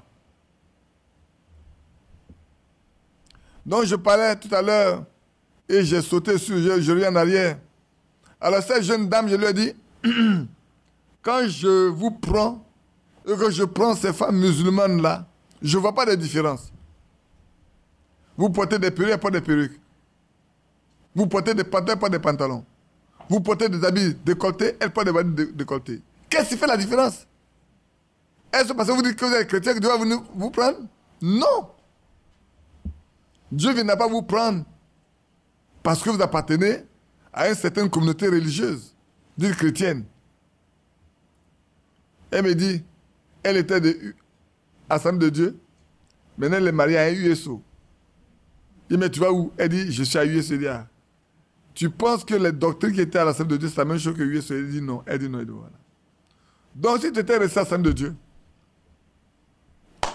Ce dimanche, si tu prends les enfants pour aller à l'Assemblée de Dieu, le pasteur là-bas va développer des doctrines. Les enfants vont bien assimiler. Et puis le dimanche suivant, ton mari va les prendre pour aller à USO. Le pasteur de USO aussi va prendre pour lui. Il va les déposer. Les enfants sont très observateurs. Quand il va arriver à la maison, il dit maman, dimanche passé, on était avec toi là. Voilà ce que le pasteur a dit. On n'est pas dit chez papa.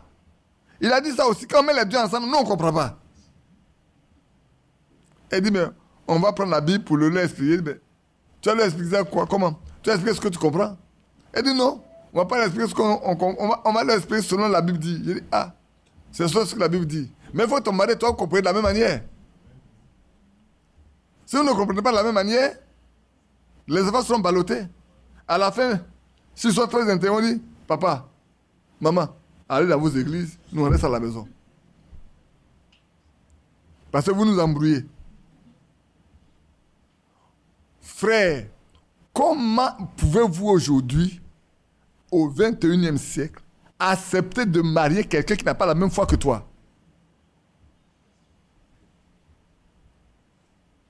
Priez. Hein? Bon, on dit que moi je suis extrémiste. Je suis extrémiste, hein? J'aime mettre les gens devant les faits. Les faits ne mentent pas. Quand c'est des faits là, ça ne ment pas. Comment peux-tu aujourd'hui accepter de te marier à quelqu'un avec qui tu n'as pas la même foi? C'est que tu n'as pas prié. Si tu avais bien prié là, tu allais savoir que vous n'avez pas la même foi.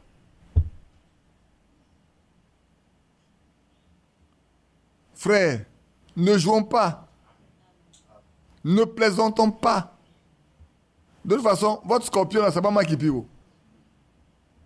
Mon frère te dit, si tu n'as pas dit pas ton scorpion, tu as dit, moi je vais vous marier. Et puis après, quand on va prier dans votre maison, elle n'a pas m'appeler. Quand tu peux dans ta main, tu ne peux pas m'appeler. Si tu m'appelles, qu'est-ce qu'il va pas dire? Bon, mais c'est une affaire de foyer. Vous êtes des chrétiens, non? Mais vous réglez ça avec la Bible. Frère, tu es marié? Tu t'es marié à une chrétienne? Sœur, tu t'es marié à un chrétien? Ça va pas? N'appelez pas quelqu'un de l'extérieur. Quand vous devez vous marier, à moins que vous soyez, votre mariage soit arrangé par des gens. Parce que aussi, il y a des arrangeurs de mariage aujourd'hui. Alors vous pouvez aller les voir, mais sachez après tout que ce n'est pas eux qui vont porter la peine. C'est vous qui allez porter votre peine. Quand ils vont arriver, ils vont vous lire les Écritures. Et quand ils ont fini de lire les Écritures, ils vont prendre les craques, c'est moi chez eux. Quand ils vont arriver, ce sont les incrédules. Ils ne croient pas. On l'a tout dit, ils ne comprennent pas. On ne sait pas qui les a obligés à se marier même. Pourtant, c'est l'arrangeur qui a arrangé. Vous savez, je vais vous dire une chose. Nous, on est financiers. Il y a des gens, pour avoir des grands crédits, ils ont recours à des arrangeurs. L'arrangeur va trouver quelqu'un qui peut même amener le financement. Quand il vous a mis ensemble, vous concluez votre contrat. Vous signez tout. Et puis le financeur va financer celui qui a le besoin. Il fait tout pour donner des dossiers. Il y a des moments même là. Il arrange le dossier tel que celui qui va financer ne voit pas même pas où se trouve le risque. Il va aménuiser le risque comme ça. Et si tu as confiance en lui, lui il a aménugé son risque. Pourquoi tu lui donnes le crédit? Parce que aussi on ne te donne pas le crédit, lui ne peut pas avoir sa commission. Dès que tu as donné sa commission, lui il a disparu. Demain tu ne peux pas aller lui dire, c'est toi qui m'as mis en contact. Lui il t'a dit non, je t'ai mis en contact. J'ai monté le dossier, tu as regardé le dossier, tu as validé. Si le gars ne peut pas payer, c'est ton problème. Lui, ce n'est pas son problème. C'est ça les arrangeurs là. L'arrangeur, il arrange. Quand il a pris sa commission, il disparaît. Il t'a mis ensemble, vous êtes mariés. Il va s'attacher à vous. Aussi longtemps, vous pouvez lui faire des cadeaux. C'est pour ça que ce vieux l'a dit à Frère Branham. Vos gens là, c'est pour soutirer l'argent seulement aux gens. Et puis après, vous disparaissez. L'arranger, c'est pour que demain, vous lui soyez reconnaissant. Vous vous attachez à lui. Il devient votre conseil spirituel. Mais le jour où les problèmes commencent à naître, ne l'appelez pas. Hein. Son téléphone va être fermé. Il va sonner aux absents. Alors soyez convertis, frères. Mes frères et sœurs, soyez convertis. Ne vous précipitez pas pour donner votre fils et votre fille en mariage. Ne vous précipitez pas, frère.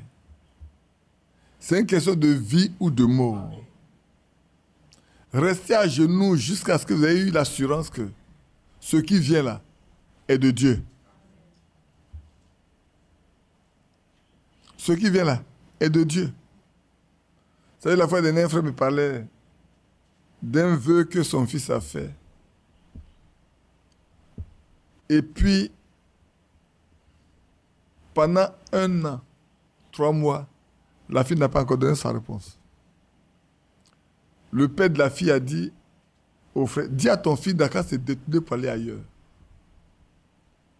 Le fils a dit à son père, moi, je sais que c'est Dieu qui me l'a donné. Je ne peux pas aller ailleurs. Et elle n'a qu'à faire ce qu'elle veut. Si elle veut mettre 10 ans pour donner sa réponse, aussi longtemps elle n'a pas dit non, elle n'a pas dit oui, pour moi, elle n'a pas encore donné de réponse. Moi, j'attends. 1 an, 3 mois, pour que la fille appelle son père pour dire, maintenant, je peux donner ma réponse. Je suis d'accord que Dieu est dedans. J'ai dit une telle fille, elle sait bien réfléchir. Elle ne se précipite pas. En d'autres termes, c'est le mari qui l'intéresse. Tu es venu, tu as dit Dieu a dit, ça c'est ton problème. Mais si Dieu t'a dit, il faut qu'il me dise aussi. Parce que c'est nous deux qui allons nous marier. Pourquoi Dieu te parle à toi et puis à moi il ne parle pas? C'est comme les gens qui viennent demander l'argent. Dieu m'a dit que je dois venir chez toi pour demander l'argent. Mais à moi, Dieu n'a pas dit que je dois te donner l'argent.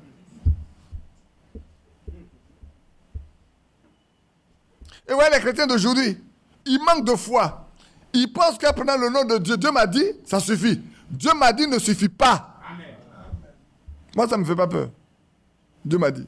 La fois dernière, maintenant je peux parler fort. Hein.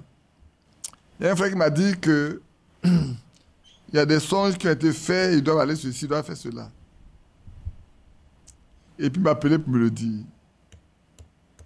C'est quelqu'un pour qui il y a beaucoup de respect. S'il entend, il va savoir que c'est de ça que je parle. De toute façon, je n'ai pas peur de parler de ça, parce qu'avec lui, on en discute tous les jours. Et puis, je ne dis pas que Dieu n'est pas dans ce que vous faites là. Hein. Mais telle personne là-haut, il n'a jamais eu tel entretien avec toi. Il dit non. Tu n'as jamais entendu qu'il n'a pas de telle manière. Il dit non. Bon. J'ai compris. Mais toi où? En telle année, tu m'as dit ça. Est-ce que Dieu t'a dit le contraire? Il dit, il a prié, mais est-ce qu'il a vu les troubles? Donc, il ne peut pas comprendre. Il dit, bon. Bon, comme tu penses que Dieu est dedans, vas-y. Mais moi, j'allais prier jusqu'à ce que Dieu me dise quelque chose. Et puis, il a invité d'autres frères. Ils ont parlé ensemble. Et c'est là que j'ai compris qu'ils ont fait une pression sur lui, tout ça là. Quand on m'a dit ça, c'est pour ça qu'on ne m'aime pas là-haut. Je l'ai appelé. Pourquoi tu ne m'as pas dit qu'on a fait pression sur toi? Et puis c'est quelqu'un d'autre qui m'appelle pour dire qu'on a fait pression sur toi. Toi-même là, toi. C'est à toi que Dieu va te rendre responsable. Dis aux jeunes là, ils n'ont qu'à partir. Tu étais seul avant. Ce que Dieu t'a fait voir, là, tu n'as pas compris? Je ne vais pas vous donner les détails. Hein. Laissez-moi ne pas donner les détails. Il y a des choses que je ne vais pas dire ici. C'est ma belle qui est assise là. Elle sait de quoi il est la question. Et puis, je lui ai dit, tu restes là où tu es. Il ne faut pas être ridicule. Parce que tu fais ce que tu fais là. Demain, quand tu vas retourner, tu seras ridicule. Plus personne n'aura confiance en toi. Et tu ne pourras plus appeler personne. Et personne ne va venir à ton secours. Alors tu restes là où tu es. Puis on a raccroché. Puis la fois dernière, je l'ai appelé. Non, c'est lui qui m'a appelé. On parlait, mais... Et votre histoire-là. Il dit, moi-même, j'ai fait un son. Je pense que ça vient de Dieu. Il dit, ah, vous me racontez. Il m'a raconté. Il t'a raconté, il dit, ils ont raconté, ils ont interprété ça de telle façon. Il dit, ah, qu'est-ce que tu dis? Il dit, lui, là, lui a dit que leur interprétation n'est pas correcte.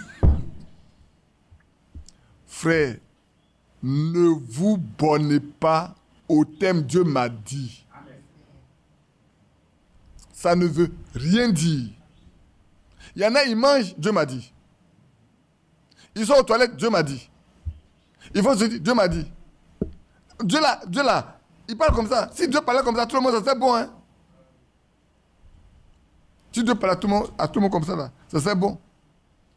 Mais quand Dieu dit une chose, si tu regardes bien, ça ne souffre pas d'interprétation. On n'a même pas besoin de forcer quelqu'un à croire. Quand Dieu vous dit de faire une chose, faites-le seulement, vous allez voir. Le fruit là vous montrera que c'est Dieu qui a dit. Quand ce n'est pas Dieu qui a dit, ne le faites pas. Il n'a qu'à dire comme c'est Dieu qui m'a dit. Vous restez tranquille. Il va revenir, il va se plier demain. Ça, je vais dire le nom de la personne. Ma fille Marie Chantal, qui a barré le frère Atta. Quand l'église était encore divisée, Yopougon, et puis avec... c'est tout Yopougon. Il y avait Williamsville. Un soir, on était aux réunions, elle arrivait et dit, frère, Dieu m'a dit. Et Dieu t'a dit quoi? J'étais avec Amélie, à Noman, tout ça, ça dit. Dieu m'a dit que tel frère est mon mari. Mais Chantal, tu es sûr que Dieu t'a dit? Oui, Dieu m'a dit, bon. Tu sais qu'on est divisé, non? Il dit oui. Il dit bon. Si Dieu t'a dit là, il saura comment faire pour que nous, on partisse à ton mariage. Sinon, moi, je ne mettrai pas pied là-bas. Mais comme c'est Dieu qui t'a dit, va. On va voir. Nous, on va prier. Et puis le lendemain, j'ai pris ma voiture et je suis parti à Boaké. On n'a pas eu de vendredi, non? Samedi soir, elle est venue. Elle dit, c'est pas Dieu qui a dit. Ma Chantal est vivante. Ma Chantal est vivante. François m'a insulté. C'est Badi qui a fait. Et puis elle a changé de vie, d'avis. Il est dominateur là-bas. Là. C'est lui. Il influence les gens. Son prétendant m'a insulté bien. Après, c'est à ma fille, elle vient faire vœu. J'ai dit, tu as joué bidé. Tu passes de maison à maison. C'est ma fille, tu as vu. Pour toi-même, ça ne va même pas arriver loin. Il faut quitter ici. Mais Chantal n'est pas mariée maintenant. Elle n'est pas en paix. Cette fois-ci, Dieu n'a pas dit. Hein. Cette fois-ci, elle n'est pas venue dire Dieu a dit. Et ça, il y a tout le monde sans d'écouter. Elle sait. On n'a pas dit Dieu a dit. Maintenant qu'elle devait se marier, c'est là que les autres vont poser un problème. On dit Frère Badi a dit non. Frère Badi n'a rien dit. Hein. Et attends, prends-la, marie-la. Point. Je n'ai rien dit. Je ne suis pas opposé à ce mariage. Je ne suis pas. On dit c'est moi qui suis opposé au mariage. Donc, le jour où ma fille devait se marier là, on m'a fait sortir de la salle. Il dit, laissez-moi m'asseoir ici. On dit non, il faut sortir.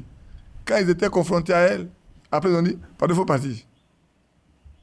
Si je suis là, elle va vous respecter. Ce sont des choses que je ne pourrai pas vous dire. Mais si je sors, ne m'appelez pas après. Parce que moi, je connais ma fille. Quand vous allez poser des questions, elle va vous répondre. Ne dites pas qu'elle est désobéissante, qu'elle ne respecte pas les gens. Non, non, non.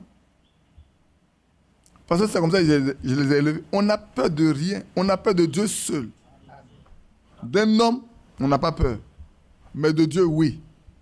D'un homme, on n'a pas peur. Le mot, Dieu m'a dit, non. Ça ne fait pas entre Dieu. Quand Dieu a dit, on le voit. Le fruit montre que c'est Dieu qui a dit. Mais il ne faut pas prendre le mot Dieu m'a dit venir. Ici, le frère Branham dit, nous, il se met de nous devons être de véritables chrétiens authentiques. Amen. Le seul moyen pour nous de l'être, c'est d'affronter cette question de la vie éternelle, un vrai croyant, sa première préoccupation, ce n'est pas les dons. Il y en a qui prient Dieu pour avoir des dons. Frère, le don là, je vais dire une chose tout de suite. Le don, si Dieu te l'a destiné, c'est avant la fondation du monde. Tu es né pour ça. Il t'a destiné pour ce don. Tu n'as pas à courir après ça. Tu l'auras. Tu vas fuir, tu vas pas fuir, c'est pour toi. Il va te le donner. Aucun homme ne peut te le retirer non plus. Aucun homme. Donc, ce dont nous avons besoin, frère, c'est de faire face à la question de la vie éternelle. Avons-nous la vie éternelle? Sommes-nous nés de nouveau pour avoir la vie éternelle? Il y a un seul qui a la vie éternelle, c'est Dieu. Est-ce qu'il a mis cette vie-là en moi? Voilà la question à laquelle nous devons répondre. Ça va le fait d'aller à l'église.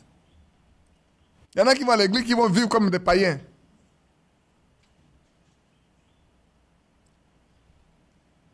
On parle de tout et de rien. Et notre langue est comme la langue du serpent. La Bible ne dit pas de ne pas calomnier, on calomnie. De ne pas médire, on médit. De ne pas insulter, on insulte. Des chrétiens qui insultent. Je lui ai dit la vérité. Tu n'as pas dit la vérité, tu as vomi le venin qui est en toi. Ce n'est pas la vérité. La vérité est empreinte de douceur.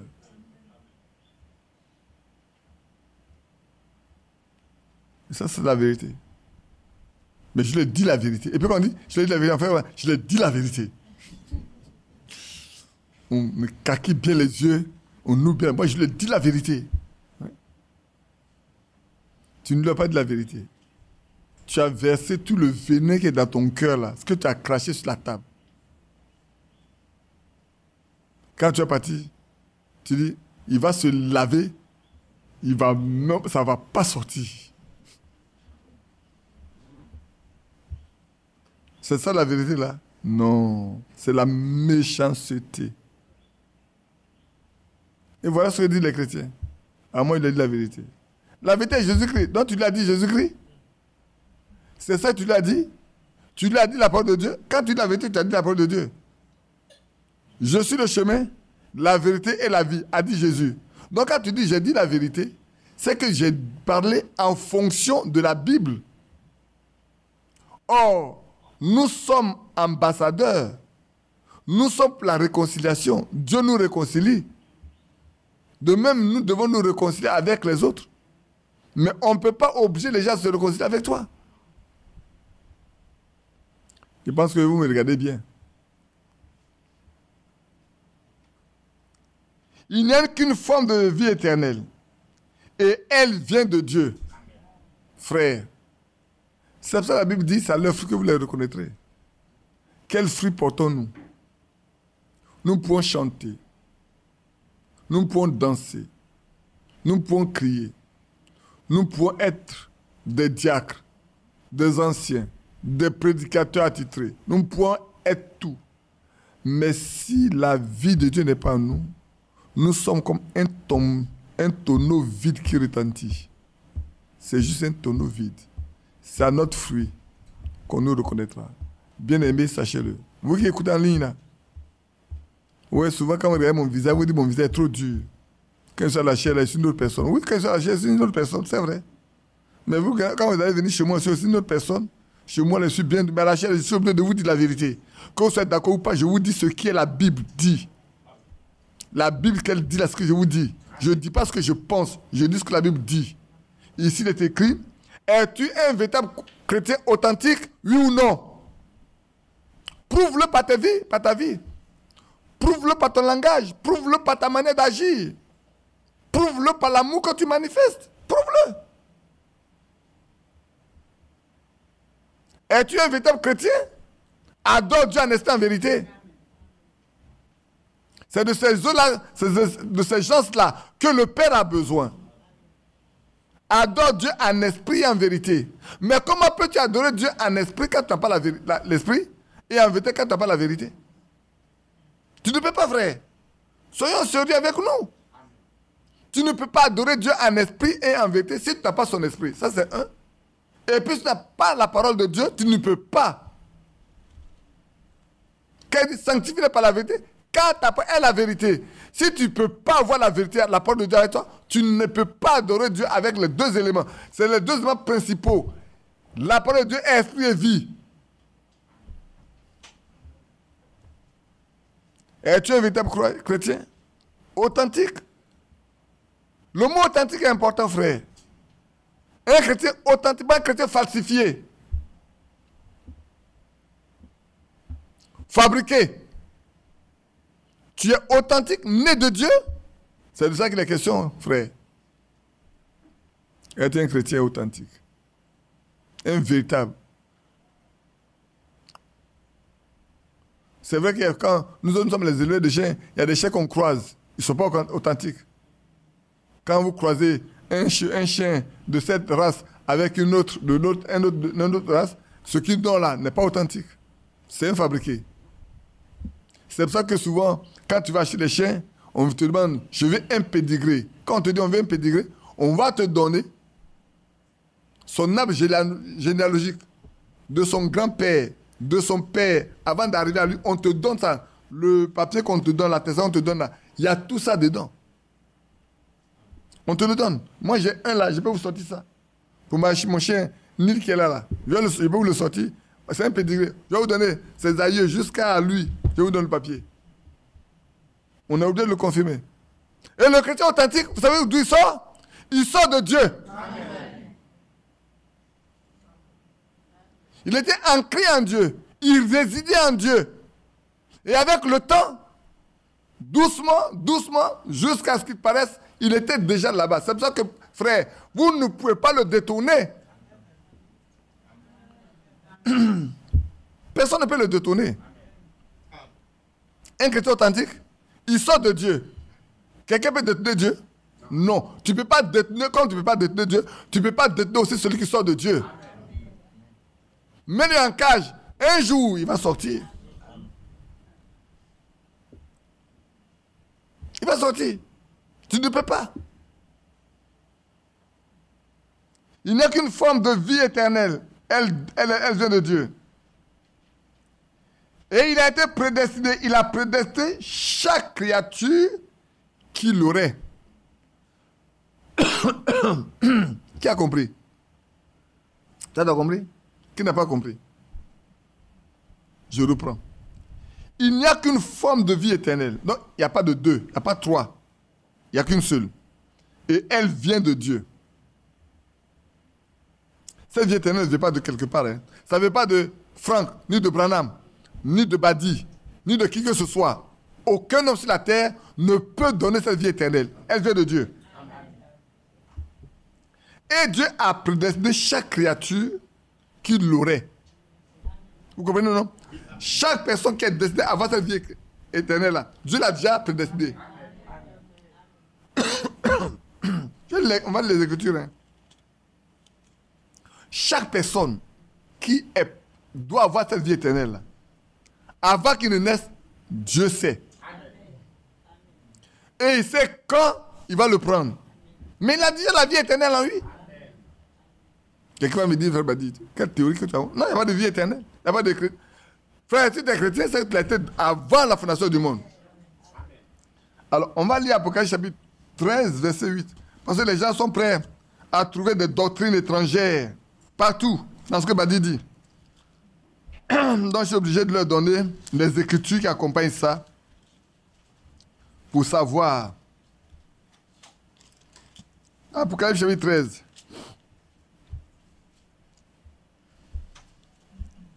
Je lis à partir du verset 8 jusqu'au verset 10. Et tous les habitants de la terre l'adoreront. De qui? Il parle de qui? Il parle de la bête. Ceux dont le nom n'a pas été écrit dans le livre de vie de l'agneau qui a été immolé à leur naissance. Dès la fondation du monde. Donc, dès la fondation du monde, ceux qui n'adoreront pas la bête là, après chapitre 13, verset 8, ceux qui n'adoreront pas la bête là, leur nom est déjà écrit dans le livre de vie de l'agneau qui a été immolé dès la fondation du monde. Avant que Jésus ne paraisse il y a 2000 ans pour mourir à la croix, depuis la fondation du monde, Dieu, dans sa présence, savait que Jésus venait mourir à la croix.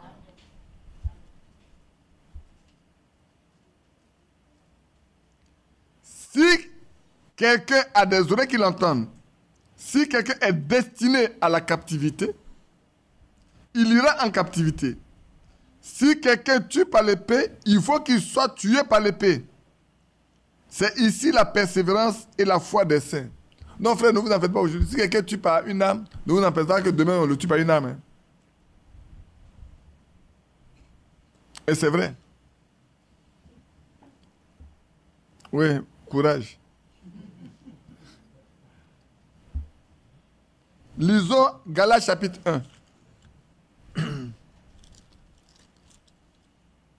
Non, dans quelques minutes.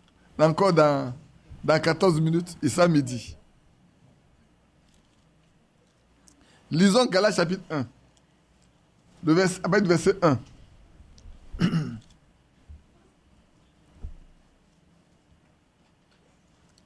Laissez papa écouter un peu. Vous savez ce qu'il dit d'après? J'étais avec le grand-mère dit. L'autre dit, Jean-Marie, où es-tu? Faut te lever. Moi, je suis frère Badi. Jean-Marie, donne un cantique. Le grand frère Badi. Le petit frère Jean-Marie. Alors le grand frère dit à frère Jean-Marie, donne un cantique.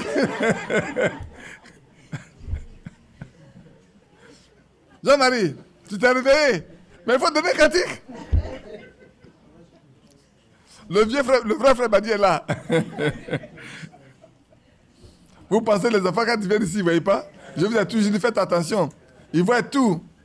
Et quand ils sont dans leur petit milieu, ils vont vous étonner vraiment. Ah, vous vous cachez pour voir ce qu'ils font. Allez voir. Vincent avait pris Nathanaël pour aller à cité.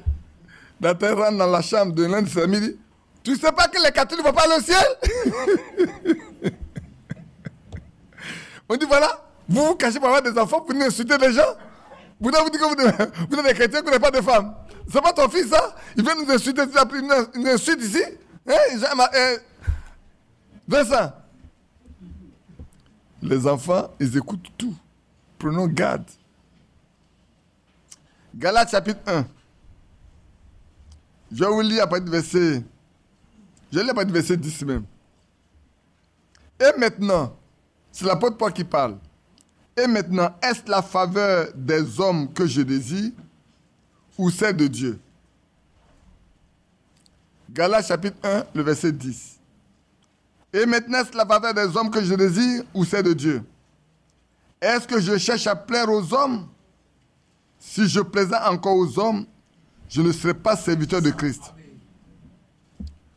Frères, sœurs, ça doit vous concerner également. Vous devez vous mettre dans cette position-là pour ne jamais chercher à plaire à aucun humain. Tout humain est mortel.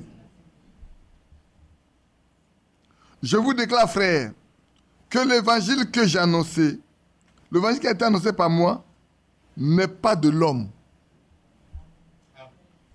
Car je l'ai reçu. Je ne l'ai reçu je ne l'ai ni reçu, ni appris d'un homme. Donc, frère, comprenez bien, quand frère Branham dit, j'ai prêché comme Paul.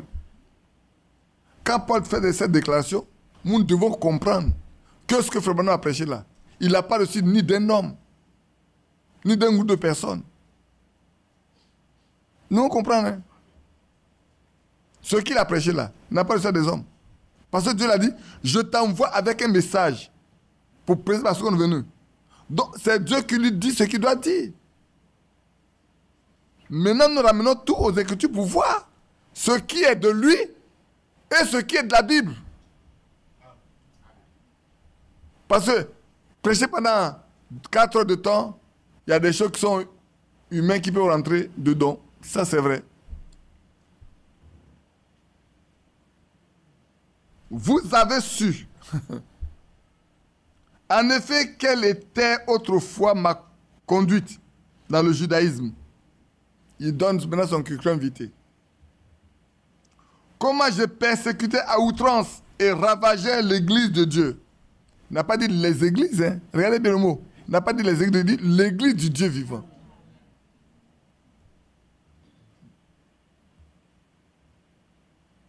Et comment j'étais plus avancé dans le judaïsme que beaucoup de ceux de mon âge et de ma nation. Étant animé d'un zèle excessif pour les traditions de mes pères. Vous voyez que l'apôtre Paul a laissé tomber carrément la Bible. Il n'était que pour les traditions de ses pères. Et à cause des traditions des pères, il pouvait poursuivre les gens partout où ils sont, pour les traquer, pour les amener. Mais, c'est la partie qui est intéressante ça, mais, lorsqu'il plut à celui qui m'avait mis à part, quand? Dès le sein de ma mère, et qui m'a appelé par sa grâce, de révéler en moi son Fils, afin que je l'annonce parmi les païens. Aussitôt, je ne consultais ni la chair, ni le sang. Je ne montais point à Jérusalem vers ceux qui furent apôtres avant moi. Mais je partis pour l'Arabie, puis je revins encore à Damas. Ici, l'apôtre Paul nous montre également que lui-même, malgré tout ce qu'il a fait, il avait été prédestiné à connaître Christ. Mais Dieu l'a fait. Dieu l'a laissé sur ce chemin. Parce que c'est le chemin par lequel Dieu allait l'attraper. La fois dernière, je parlais avec quelqu'un, je dis, tu sais, il y a 2 hommes qui ont monté une affaire, et quand ça marchait, celui qui avait été invité à joindre le Créateur lui-même, il a envoyé les gens pour tuer le Créateur. Et puis, il dit, mais Dieu aura beaucoup à juger. J'ai dit oui, Dieu aura beaucoup à juger. Mais dis-toi que celui qui a fait tuer l'autre là, il peut me devenir chrétien demain. Et puis aller au ciel. Par contre, celui qui a été tué, il ira en enfer. Il dit, ah c'est vrai, mais le brigand à la croix, c'est pas la même chose. Pourtant, Dieu savait que c'est un brigand à la croix. Mais à la croix, il a été sauvé. Il peut tuer quelqu'un. Mais s'il est destiné à la vie éternelle, il va être sauvé. Dieu ne regarde pas ce que vous pensez. Dieu ne regarde pas ce que nous pensons. Dieu connaît l'homme. Il sait le chemin par lequel l'homme va passer. Il sait aussi si c'est son fils, il va le prendre. Oui, frère. Donc, je vous ai toujours dit, ne dis pas que quelqu'un est perdu si longtemps qu'il est vivant. Voilà, la soeur Monique est là. Son frère Kadio, c'est ça. Un soulard, quelqu'un qui est ivrogne, qui le matin se lève, c'est la boisson. C'est dans Caniveau, on le retrouve. Au juste, la fin d'un a dit, il regrette que vous ne l'avez pas connu avant. Lui-même dit, il regrette que vous ne l'avez pas connu avant. Lui qui est devant vous là, il regrette même que vous ne l'avez pas connu avant. Pour que vous sachiez ce que Dieu peut faire. Dieu savait qu'il allait un jour être sauvé. Quelqu'un va dire, mais comment Dieu l'a laissé, il doit être sauvé. Et puis il l'a laissé souffrir comme ça. C'est vous qui pensez, Dieu lui sait ce qu'il fait. Il est au ciel, il fait ce qu'il veut. Lisons encore Éphésiens chapitre 1, verset 3, verset 5. Pour parler de cette prédestination-là, que tout homme, toute femme, toute personne qui est destinée à avoir la vie éternelle, Dieu l'a prédestiné pour ça. Il l'a créé pour ça. Il l'a fait pour ça. Éphésiens chapitre 1. Je vais lire le verset 3. On peut aller? Béni soit le Dieu et Père de notre Seigneur Jésus-Christ, qui nous a bénis de toutes les bénédictions spirituelles dans les lieux célestes en Christ. En lui, Dieu nous a élus avant la fondation du monde. En lui, Dieu nous a élus avant la fondation du monde. C'est pour ça que, frère, quand on dit qu'il y a beaucoup d'appelés, peu d'élus, soyez heureux d'être parmi les élus. Amen. Les appelés vont sur la grande voie là. C'est facile pour eux de marcher dans la grande voie. Mais les élus, ceux vont trouver ce chemin étroit et droit. Ce chemin difficile là. Seuls les élus peuvent le trouver. Les autres là, c'est le chemin facile qu'ils vont prendre. Ils vont passer par ce chemin. C'est pas facile. Mais la fin, ils n'iront pas avec vous. Votre père a trouvé bon petit troupeau. Il a trouvé bon de vous dans le royaume. Petit troupeau. Vous savez, le jour où j'ai prêché ça là-bas, on s'est moqué de moi. C'est comme le jour où j'ai prêché sur la moissonneuse batteuse. On m'appelait la moissonneuse batteuse. Moi, quand je prêche un sujet, ça devient mon nom.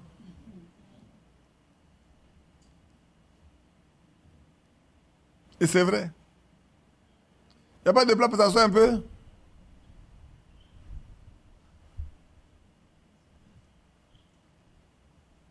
En lui, Dieu nous a élus avant la fondation du monde pour que nous soyons saints et irréprochables devant lui.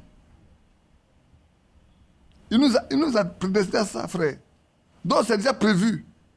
Dieu savait que quand il y a deux personnes qui sont là, à l'une, on va apporter la parole, ça ne lui dira rien. L'autre va l'accepter. Il y a 4. Peut-être qu'il y a une seule personne qui va accepter. Mais on doit prêcher malgré tout. C'est une seule personne, on doit aller. Il y en a, vous arrivez, c'est tout le monde qui accepte. Mais ça ne veut pas dire que tout le monde va aller. Repassez 1 an, 2 ans, 3 ans après, vous allez voir. Il y a 2 qui vont partir, il va rester 1. Et puis dans les 2 là même, là, il y a un, il suit, mais tout, il clopine. Il y a un qui est toujours fort. Frère, priez simplement pour que Dieu fasse sa volonté dans la vie de chacun de nous. Donc, il n'y a qu'une forme de vie et elle vient de Dieu.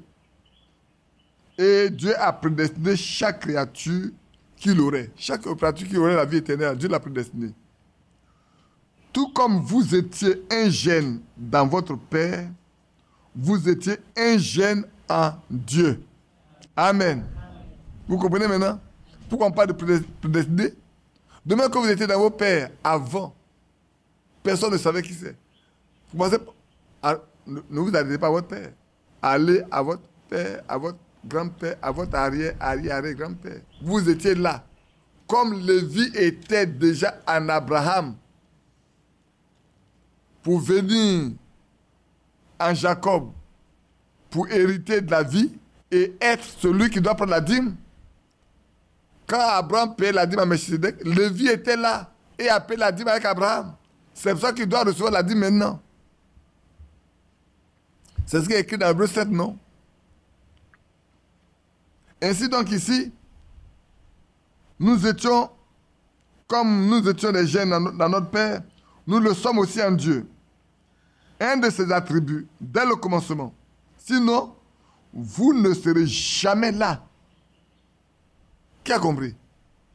Si vous n'avez jamais été un gène en lui, vous ne serez jamais là aujourd'hui pour croire en lui.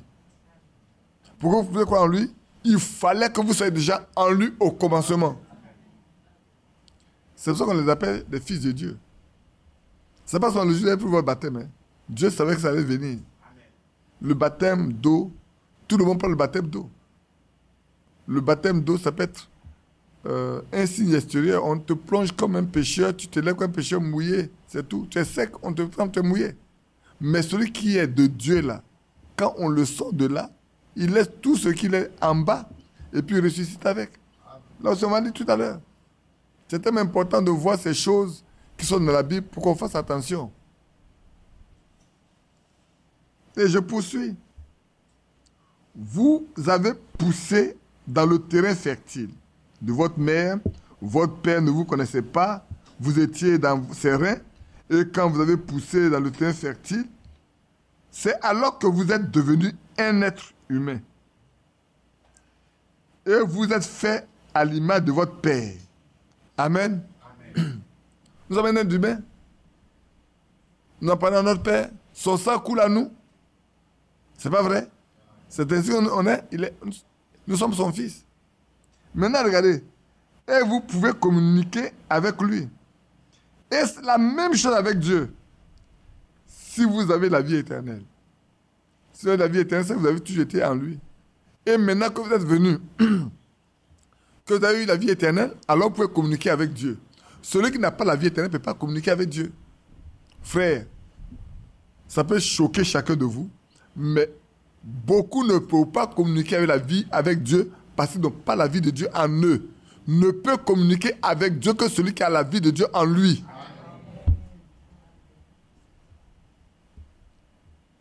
Que Dieu nous bénisse. Je suis resté sur 1, 2, 3, 4 paragraphes seulement. Je ne suis pas allé loin. Maman, tu as vu pourquoi? Quand tu me dis, je n'ai pas avancé où? Je n'ai même pas avancé. Ça encore, si je veux rester dedans, si je veux continuer, je peux encore rester avec vous jusqu'à 14 heures. Moi, je ne suis pas fatigué, vous. Maintenant, je ne suis pas debout, je suis assis. Mais quand on doit avoir une réunion à 15 heures, on va se réserver un peu d'énergie pour revenir encore à 15 heures. Hein, vous qui êtes en ligne là, vous êtes fatigué? Nous, on n'est pas fatigué. Venez vous regarder le visage de vos frères qui sont ici. Ils sont tellement contents. Vous avez peur de vous déclarer. Hein, vous êtes comme Nicodème. Vous avez peur de vous déclarer. Même Mathias dit d'écoute. Donc faites comme Mathias. Il a dit le 30 avril à la réunion, on dit, quelqu'un a dit, mais comment tu as dit, mais c'est sur YouTube. Donc il va écouter. Donc faites comme Mathias. Vous avez peur d'écouter. Venez, on va écouter ensemble. Hein? Ne vous cachez pas. Moi, je vous invite à venir. Je ne suis pas un démon. Est-ce qu'un démon parle comme ça? Je ne sais pas qu'on frère Franck. Hein? C'est moi qui ai appris qui est le ministère. C'est moi qui ai appris le ministère de frère Franck. Comment je peux être contre frère Franck? Frère, aucun homme qui a l'esprit de Dieu ne peut être contre celui qui a l'esprit de Dieu. Amen. Ça n'existe pas. Nous, l'esprit effrayé. Personne en Côte d'Ivoire n'a présenté le ministère de frère Franck comme je l'ai présenté. Donc personne ne connaît mieux le ministère de frère Franck que moi. Hein? Donc n'ayez pas peur. Venez, on va écouter ensemble.